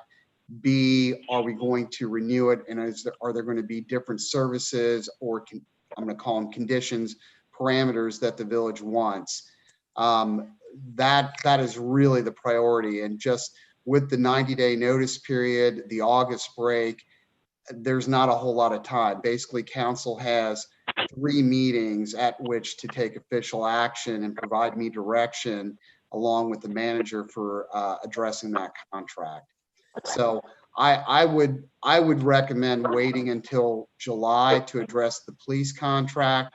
I also think that'll give Mr. Daniels and Ms. Pope more time to gather the relevant information that'll be necessary for a meaningful discussion. Well, it's just not Ms. Polk and Mr. Daniels. It would be anyone that got information, want to bring it forth. Okay, so we're going to Wait a minute, Miss. Go ahead. I was just letting her know we got a lot of chatter. Miss Faber, you might want to mute. We can't I don't know hear. how to mute on the On your the phone. computer? I'm not on my computer. I'm on my phone. Okay, so we're going to take a look at the 4 corners of those of the contract and decide what we want to keep in there and what we want to improve on. Is that what you're saying? With the fire protection services contract, yes. Yeah. Okay. So what we're going to do is you're going to email us a fresh copy because, you know, folks don't know where it is. Yes, I will. Okay, thank you. Okay, we're going to You're move welcome. on then. Okay, Mayor, so real quick, yes, sir. just since you guys are going to discuss some of the police levy, I will have probably Captain Butler on the Zoom meeting next week because I will be out of town and unavailable. So Okay, I just want him Thank to you. provide you some information or if you have questions. okay, thank you so much. Okay. Okay. We'll make sure to send the Zoom invite to him. Do you want us to just send it to you and you? I'll send the email to Ms. Pope and that way she can get it taken care of. Okay, all right, thank you. Madam Mayor, I'm sorry. It's a quick question that's relevant. So, Mr. Deepak, should we still have the Lincoln Heights Tigers come on Monday or push that back too, Madam Mayor? That was because I know we said we was gonna have them come on Monday. Come on Monday where? Remember we said you'll have the Lincoln Heights Tigers football team because we were talking about the You stadium. need to have them come. Did you still want them to come Monday or want to wait till July? That was my. Y'all need, well, you want to know something, unless you, I tell you what, reach out to them and see if they can give you some information and then come back on the, reach out and talk to them and see. If not, we really need to find out because a decision needs to be made soon. Just let me know if you want me to let them come or not, but I'll get the information. So yes, ma'am. Okay. All right. Any other miscellaneous business? I did want to mention before we get off regarding the special exception permit for Acts 118. It was going to be on the agenda tonight, but Mr. Desai did mention we have to do a 30-day advertisement and we have to have a public hearing. The advertisement has to be 30 days before we vote. Is that correct, Mr. Desai? Correct. So the normal timeline is we always kind of pick the date and then we count backwards. So if we are going to do the last meeting in July, which I think we're going to have to target given the restrictions on time, we would endeavor to have the publication notice to the newspaper 45 days prior to that date. So let's just say July 30th was the last meeting. We would endeavor to have that publication notice to the paper by June 15th to make sure that we met the 30-day advance notice requirement under the revised code. My law clerk, Emily, you've been working with her a little bit on this. Thank you for scanning and emailing over the file. So the steps that she's going to take is she's going to work with Ms. Lindsay to put together the Planning Commission's recommendation. As you know, that's required under 153.216. And then once we have the recommendation, she'll work with Ms. Pope and Vianne to put together the notice of hearing that needs to be published. We'll get that published. We'll set it out for, like I said, the second meeting in July. And then that'll have everything teed up for council to hold a public hearing on at its last meeting. The way we've typically done this in the past is in between council of the whole and the regular council meeting, do the public meeting. And the way we have timed that is we've tried to do the committee of the whole at 6:30, keep the agenda light, and then start the public hearing at 7 o'clock so that we can more or less start the regular council meeting at 7:30. At that regular council meeting after the public hearing, council can then vote on a resolution, which my office will prepare as to whether or not it wants to grant the special exception permit or not, and if it wants to attach any conditions. Okay, all right. Vice Mayor? Yeah, I just, how long have we been working on this for these people? About 2 years? 2 years. Yeah, I'm disappointed that we're just now, and we're not even at the point that we're voting on this. I'm very disappointed.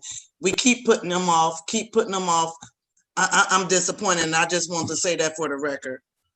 I'm disappointed and a little ashamed. Well, you know, Vice Mayor, I have to some extent agree with you, which is why I asked to just take over the whole process and let my office handle it. It has been challenging to get this moving.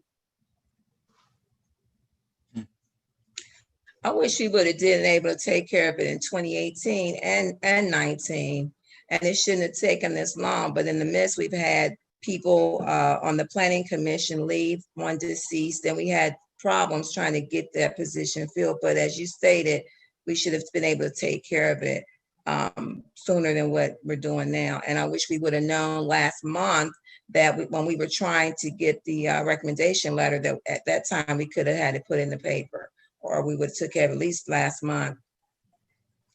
Yeah, we can't do the notice until we get the recommendation. Right. Yeah, and so that has been the recommendation. I think has been hanging us up for, or holding us up for probably over 6 to 8 months now. So yeah, that's correct. Right. Okay. All right. Is there anything else? Okay. Is there a motion for adjournment for the committee of the whole? I move to adjourn the meeting. Second. It's been moved and second to adjourn the meeting. All in favor? Aye. Aye. Any nays? We're gonna go straight into the regular council meeting, if that's okay.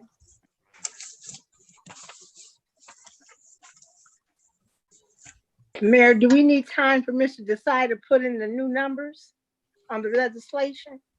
yeah, I was going to say, if you could just give me 5 minutes, I can get the legislation together. Thank you. Okay, all right. 5 minutes. God.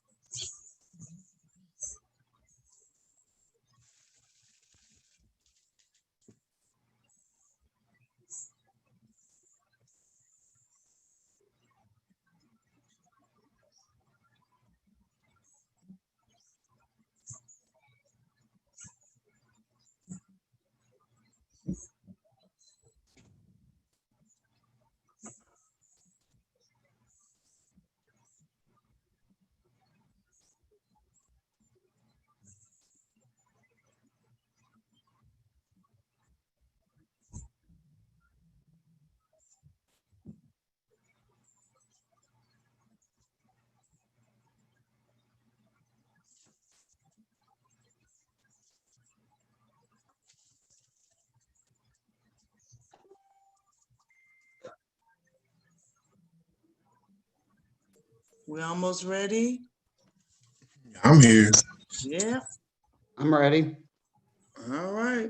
Oh, you ready, Deepak? All right. Yep. All right. That was quick. I aim to please. All right. My lighting is starting to go away and I don't know how to fix that. Uh-oh. You could do like we used to do around the campfires, right? And hold the flashlight underneath your face. Ooh, that would scare me. I think it's somewhere on here though that I could.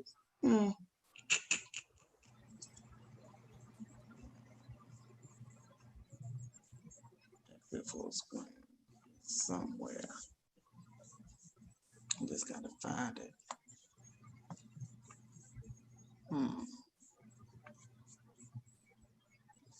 Fix that, figure that out.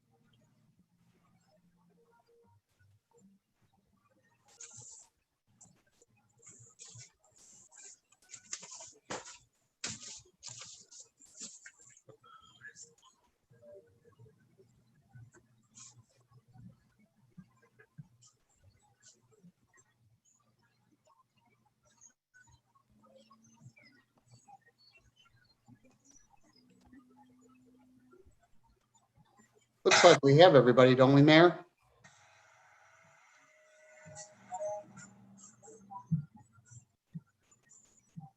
I was hoping that they take their mics off because I need to do the call. I want to make sure that they can hear me.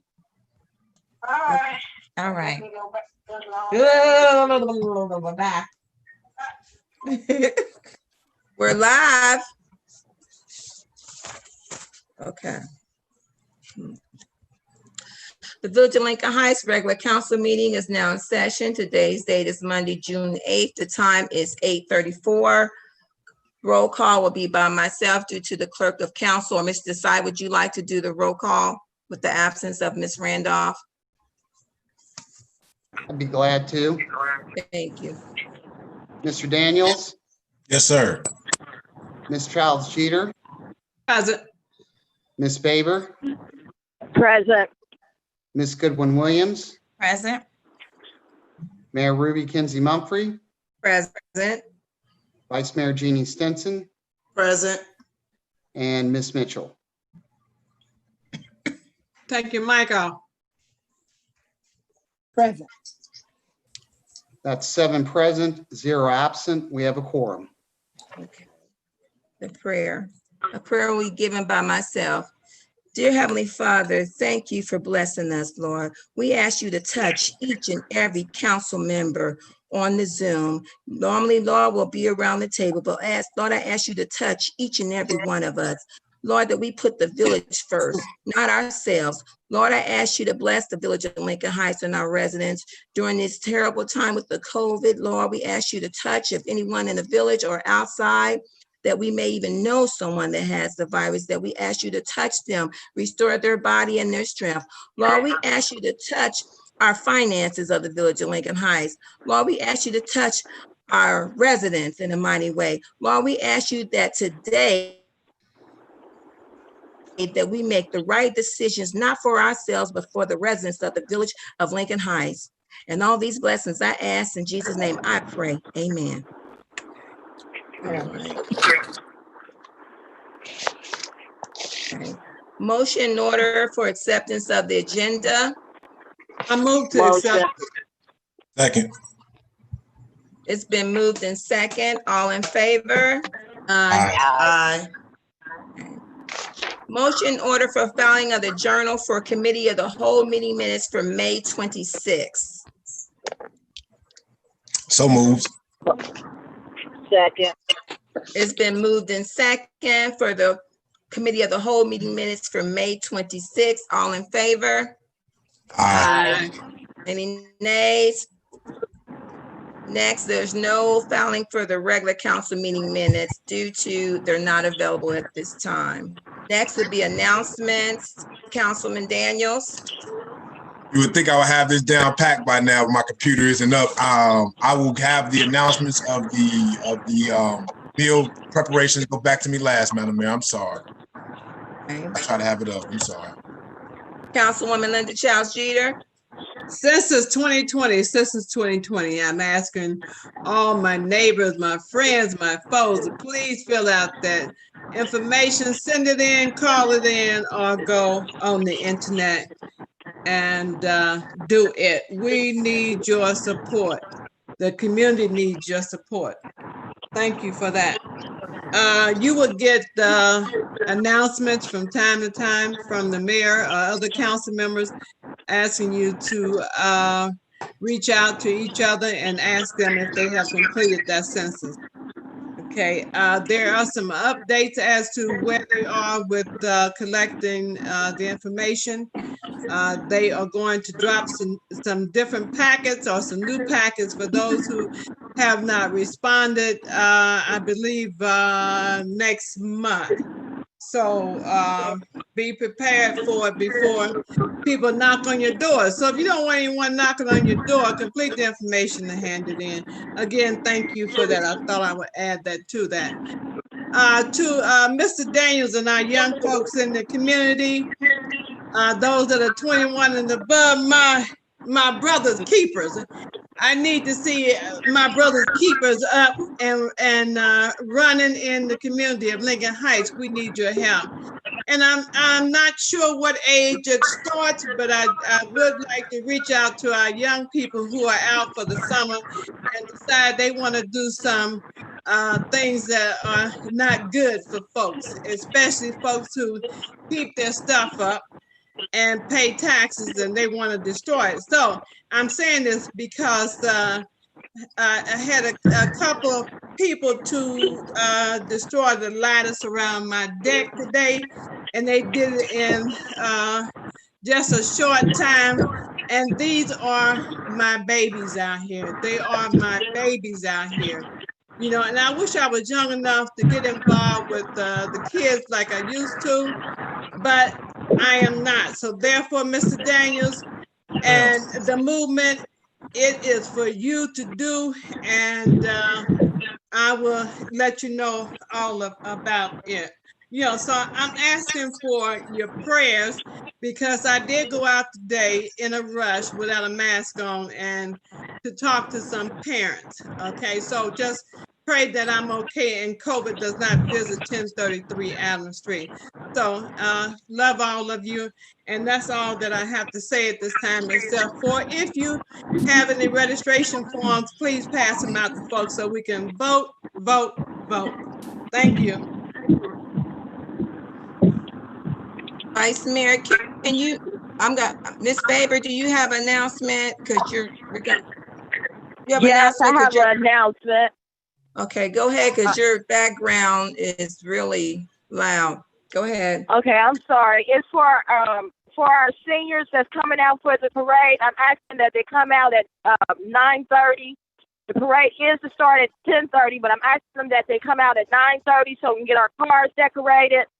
And we're meeting at the elementary school, right in front of the elementary school on Adams. Okay, thank you. Oh, June the 20th, 9:30. Adams, in front of the elementary school. Thank you. Okay. Thank you, Phyllis. Vice Mayor, do you have any announcement? I have no announcements, thank you. Okay. Ms. Mitchell, any announcements for you? You're on mute. No, ma'am. Okay. All right. Ms. Kathy Goodwin Williams, any announcement for you? No, I don't have any announcements. Thank you. Okay, thank you. Councilman Daniels, back to you. Yes, ma'am. Thank you. And then, and just to answer Ms. Linda, thank you for that. We will take that challenge head on. Thank you. Yes, ma'am. But for Lincoln Heights Family Meals, mark your calendars, to-go meals and food pantry opportunities available on the following days. Tonight it was at 5 p.m. at that was Reconcile Community Church. Thank you, Mr. Brandon Woodard, for providing those meals. Tomorrow, June the 2nd at 5 p.m. Meals will be provided by Transfiguration Spiritual Center. Once again, that'll be at St. Monica Center. Wednesday, June the 3rd at 5 p.m. Ladies of Leadership will be providing meals at St. Monica Center. Then Thursday is always that big day. Thursday from 2 to 6, come pick up your groceries. The food pantry will be open at LHOI from 2 to 6. That address is 9913 Wayne Avenue. Then that evening, June 4th at 5 p.m., meals will be provided by St. Monica Center. And then Friday, June 5th at 5 p.m., meals will be provided once again by the St. Monica Center group. We want to thank everybody who all participates, and thank you all again. That's all the announcements I have. Okay. Ms. Pope, any announcement for you? You're on mute.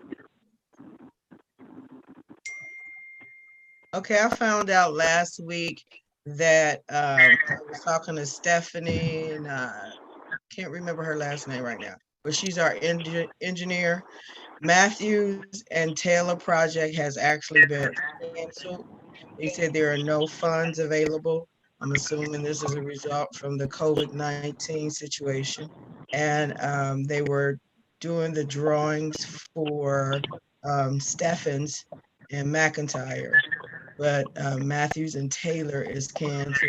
They also, we're not going to be doing an application for funding this year because they don't have any funding available for any infrastructure projects. Okay. All right. Thank you. Thank you. Any questions? All right. I don't have any announcement at this time. I see Vice Mayor has her hand up. Yes, ma'am. I did have a quick question for Ms. Pope. So we don't have any summer youth that we can use, or we didn't get any funding to hire youth for this summer? Usually we go through Miss Mitchell, what's the name of the program? Kathy. We usually go through the Talbert House. We usually go through they usually conduct almost like a job fair, but they didn't have it this year, so we didn't get any funding for it. Mm-hmm. Okay. If there's no other announcements, we're going to move to hearing from the residents, which we did not get anything for that. Next is the regular agenda, and that's communications from the clerk of council, Lisa Randolph. I did want to say in her absence that she's out ill, and we're looking forward to her to return, which she's due to come back Thursday. Also, the clerk of court, Ms. Terry, thanks council for the flowers in the absence of her being off when she was out ill. She is due to retire at the end of the month, which would be June 30th. And myself and Vice Mayor Stinson, we will begin the interview process starting tomorrow with our candidates. And we have 2 scheduled tomorrow and 2 scheduled for Thursday. And we'll continue until we hopefully get someone in position within the next 2 weeks. Vice Mayor, did you want to add anything to that? Okay, all right, thank you. Okay. Next would be the mayor's court report for the bank reconciliation for May 20th month to end banking. The Lincoln Heights Mayor's Court monthly report for May Summary is listed. Total to the state, $170. Total area fines to external agencies, $0. Total to other entities, including restitution, $6. Total bonds forfeited to village, $0. Total to the village, including miscellaneous receipts, adjustments, and BA fees, $1,255. Total to be dispersed, $1,431. As you all know, Mayor's Court had an absence, and due to the COVID, a lot of people are out of work. So we're looking forward to those numbers increasing. And when we have our next council meeting, I'll have an update regarding the tax collection that was due to roll into Mayor's Court. Any questions regarding the bank reconciliation? Then is there a motion to accept the report? A motion to accept. Second. It's been moved and second. All in favor? Aye. All right. Next would be committee reports. Finance report, Ms. Mitchell. Mayor, I think you had communications from the interim manager on the agenda next. Oh, I'm so sorry. I didn't drop down. I'm very sorry. Sorry, Ms. Pope. Communications from the interim manager, finance director, Ms. Pope. I apologize. I'm sorry, I have anything prepared. There's been so much going on. Well, one thing that I will say is about that we have a hole on Leggett and Lindy in our new part that we just last year. And the results that I received from Stephanie today was it wasn't due to error in the contractor's part, but there's something going on underground with the water system. So we'll have to get that looked at and hire a contractor. They're going to recommend some contractors that can come down and get down in that hole and see what's going on while that street is splitting like that. Okay. Does it create any kind of a hazard to drivers as it currently exists? Not at this point. We have a hole. It's not real big, but we have a cone on over it. And Jamal, we're trying to repeat. We can get someone out here to go underground and see what's going on with it. Okay. I can forward you guys the email that she sent, and it'll clear up some of the questions that you may have. The one thing that I may recommend is that you make sure the service crew monitors that a few times a day, because if it gets to a point where it's going to create a hazard for drivers, now that we have notice of the problem, we have a duty to mitigate it. So just make sure they're aware of that, please. Okay. Thank you. Thank you. You're welcome. All right. Thank you, Ms. Pope, for that update. All righty. And now we're with Ms. Mitchell for the finance report. We can't hear you. I'm trying to locate it. I don't know if you all already have a report already. It was distributed when I was supposed to get it, but it was not put on the agenda. So I will go through and try to find it, and maybe I'll do it before the end of the meeting. But you all received it, and I think it was for March and April, Ms. Pope, or? Yes, February, it would have been from, it would have been March and April. Okay. Thank you for your indulgence. Okay. All righty. Okay, next we go to old business. Hamilton County Sheriff's Office CBCR grant MOU. Mayor, I'd like to offer a motion that we accept the CBC MOU. And if I just may qualify that for a minute, I think that the information can be advantageous, even as we might contemplate looking at our own police department, but I'm sure that the information that can be gathered from there could be advantageous for other grants and would help us in the long run. I know there is some apprehension about it, but in the long run, it is something that could be quite valuable for us. Okay.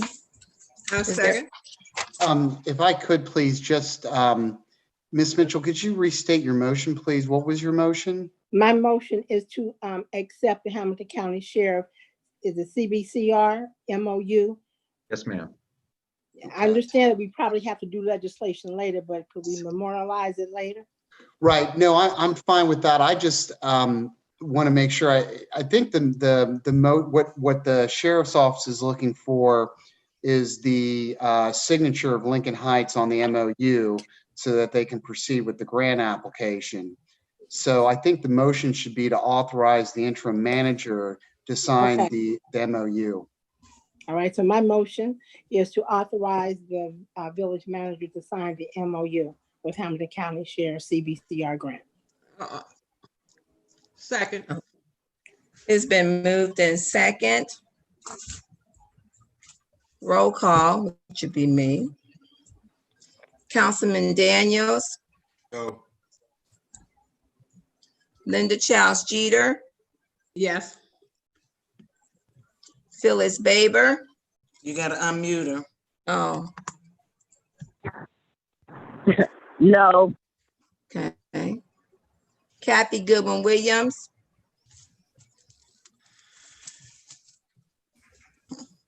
Where did Kathy go? Oh. she's I'm there. here. I'm here.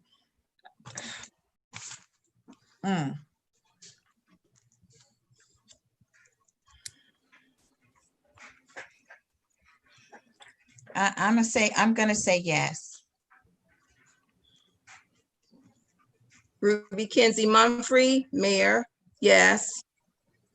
Jeannie Stinson, Yes, Vice Mayor. yes. Laverne Mitchell, Yes.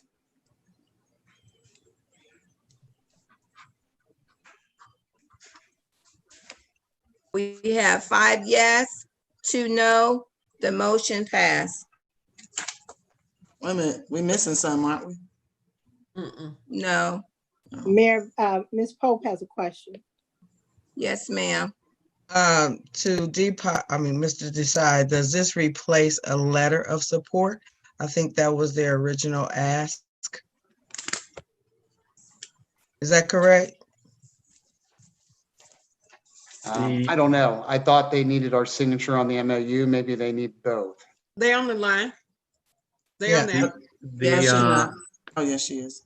at the bare minimum, having the MOU is what allows us to apply for the grant. If we could have a letter of support as well, that would be very helpful, but I know time is short.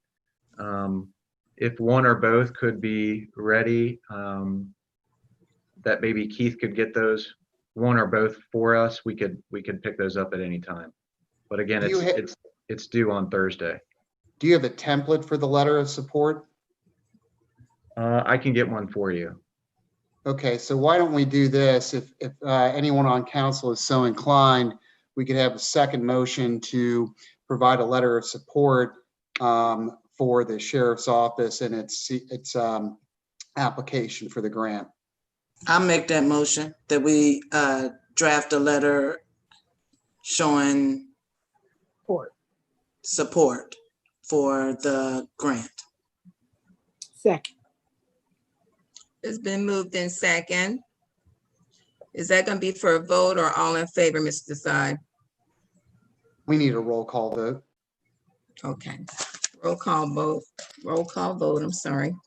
Durance Daniels,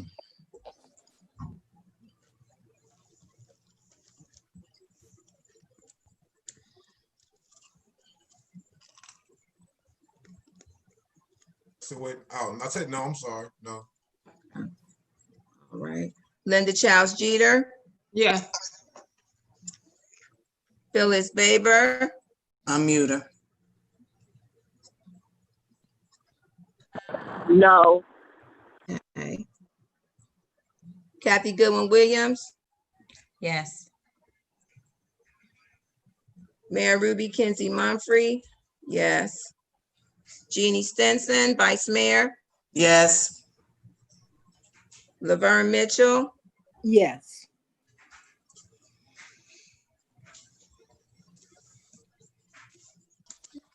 five yeas, 2 noes, motion passed. Mayor, who should I direct the template for the letter of support? Why don't you send it to me? Okay. I'll get your contact information from Lieutenant Boeing. May not have it. Do you want to write it down now? Yes, sir. It's D as in Deepak, K as in Kevin, D as in Deepak, at, it's the name of my law firm, which is Donnellan, D as in David, O as in octopus, N as in Nancy, N as in Nancy, E as in Edward, L as in Larry, L as in Larry, O as in octopus, N as in Nancy, the word law, like case law, LAW.com. So once again, that's DKD@DonnellanLaw.com. I have it, sir. Thank you. Thank you. Thank you. Okay. All right. Okay. Moving on. So the next thing I had was the old business was just a COVID-19 update, which we had discussed in committee of the whole regarding parks, and the park situation as far as the basketball courts and Memorial Field will be discussed again in safety. Okay. Which the state has an opening on June 10th, but the village waives to make a decision of their own based on the situation with social distancing. New business.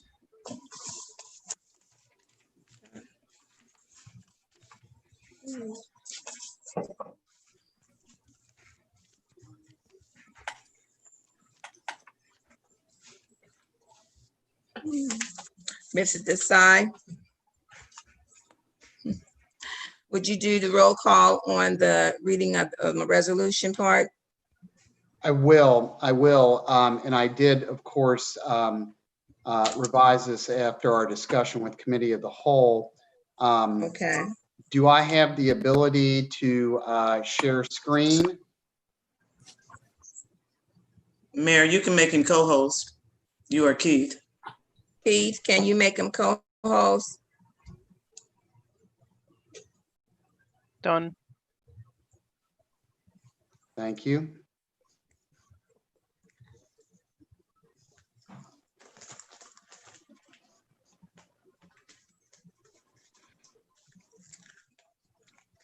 All right. We have resolution for the approval of purchases regarding the 2020 parade for graduating high school seniors residing in Lincoln Heights. It's been assigned resolution number 2020-R-15. What is the pleasure of council? Motion that we read by title only.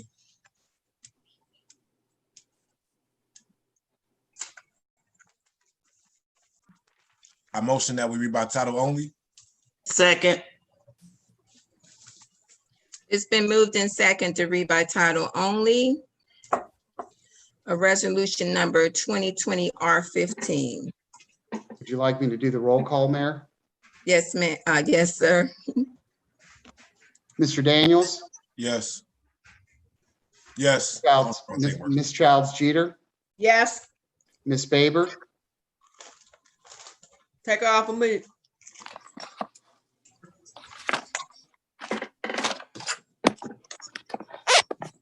Ms. Faber? Yeah, take off of mute. I don't have access to it. I Keith think you could do that, does. Deepak. Any host should be able to. Okay.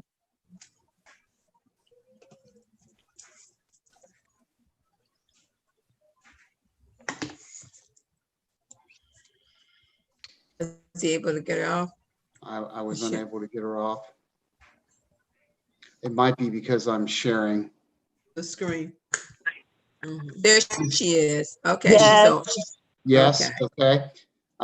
Ms. Goodwin-Williams, Yes. Mayor Ruby Kinsey Mumphrey, yes. Vice Mayor Jeannie Stinson, Yes. Councilwoman Laverne Mitchell. Yes. That's 7 yes, 0 no's. Motion to read by title only passes. This is resolution number 2020-R-15, resolution for the approval of purchases regarding the 2020 parade for graduating high school seniors residing in Lincoln Heights. That will constitute the first reading. Motion to suspend the rules. I think it's next, right? Correct. Second. Motion in order to suspend the rules has been moved in second. All in favor? Oh, we need to do- we need to Oh, do- we gotta, I'm tripping. I'm sorry. I messed that all up. That's because of the screen. I can't see. Okay, it's been moved in second. Roll call. Mr. Daniels, Yes. Ms. Childs Jeters, Yes. Ms. Faber, Yes. Ms. Goodwin-Williams, Yes. Mayor Ruby Kinsey Mumphrey, Yes. Vice Mayor Jeannie Stinson, Yes. Ms. Mitchell. Yes. That's 7 yes, 0 no's. Motion to suspend the rules has passed. Point of clarification. Yes. Yes, Ms. Mitchell. Yes, I just want to stress that as we do legislation that involves money, I ask that when we are planning events, that we have the information and all of this ahead of time. Each time we plan events like this, it does not bode well in terms of our preparation. And I don't hate for us to wind up in a situation where we have to do a moral obligation because we don't have all our information and documentation at the onset of what we're doing. So I just want to caution council that we need to be more careful and more prepared when we're using taxpayer dollars and coming in at the last minute with information that we have to put in without us having a time to really look at it thoroughly. I might want to add, that's why it's so important with the committee meetings, when you make the recommendations and the clerk of council or finance or them having to wait for the information, it's not fair to present it, have it all together the day of. So when we're having our committee meetings and there's things that we want to do, we need to make sure that we do the recommendation and we do the footwork earlier, so it's not at the last minute, because we should have had the figures before the legislation even popped up. So I'm hoping that moving forward that we'll do a better job at getting this information and on a timely manner. Thank you. Motion in order for passage of resolution 2020 R-15. So move for passage. Second. It's been moved in second. Roll call. Mr. Daniels, Yes. Ms. Childs Jeter, Yes. Ms. Faber, Yes. Ms. Goodwin-Williams, Yes. Mayor Ruby Kinsey Mumphrey, Yes. Vice Mayor Jeannie Stinson, Yes. Ms. Mitchell. Yes. 7 yes, 0 no's. Resolution 2020-R-15 has been passed. Can I motion for the emergency clause, please? Second. It's Second. been moved. Okay, it's been moved in second for the emergency clause of resolution 2020 R-15. Roll call. Mr. Daniels, Yes. Ms. Childs Jeter, Yes. Ms. Baber, Yes. Ms. Goodwin Williams, Yes. Mayor Ruby Kinsey Mumphrey, Yes. Vice Mayor Jeannie Stinson, Yes. Councilwoman Laverne Mitchell. Yes. 7 yes, 0 no's. The emergency clause passes, putting this resolution into effect immediately. Any miscellaneous business? If there's no miscellaneous business, is there a motion for an adjournment? I motion that we adjourn. Second. It's been moved in second. All in favor? Aye. Aye. Good night. Good night. Thank Be you. safe. Thank you. Be safe, everybody. Thank you. Thank you.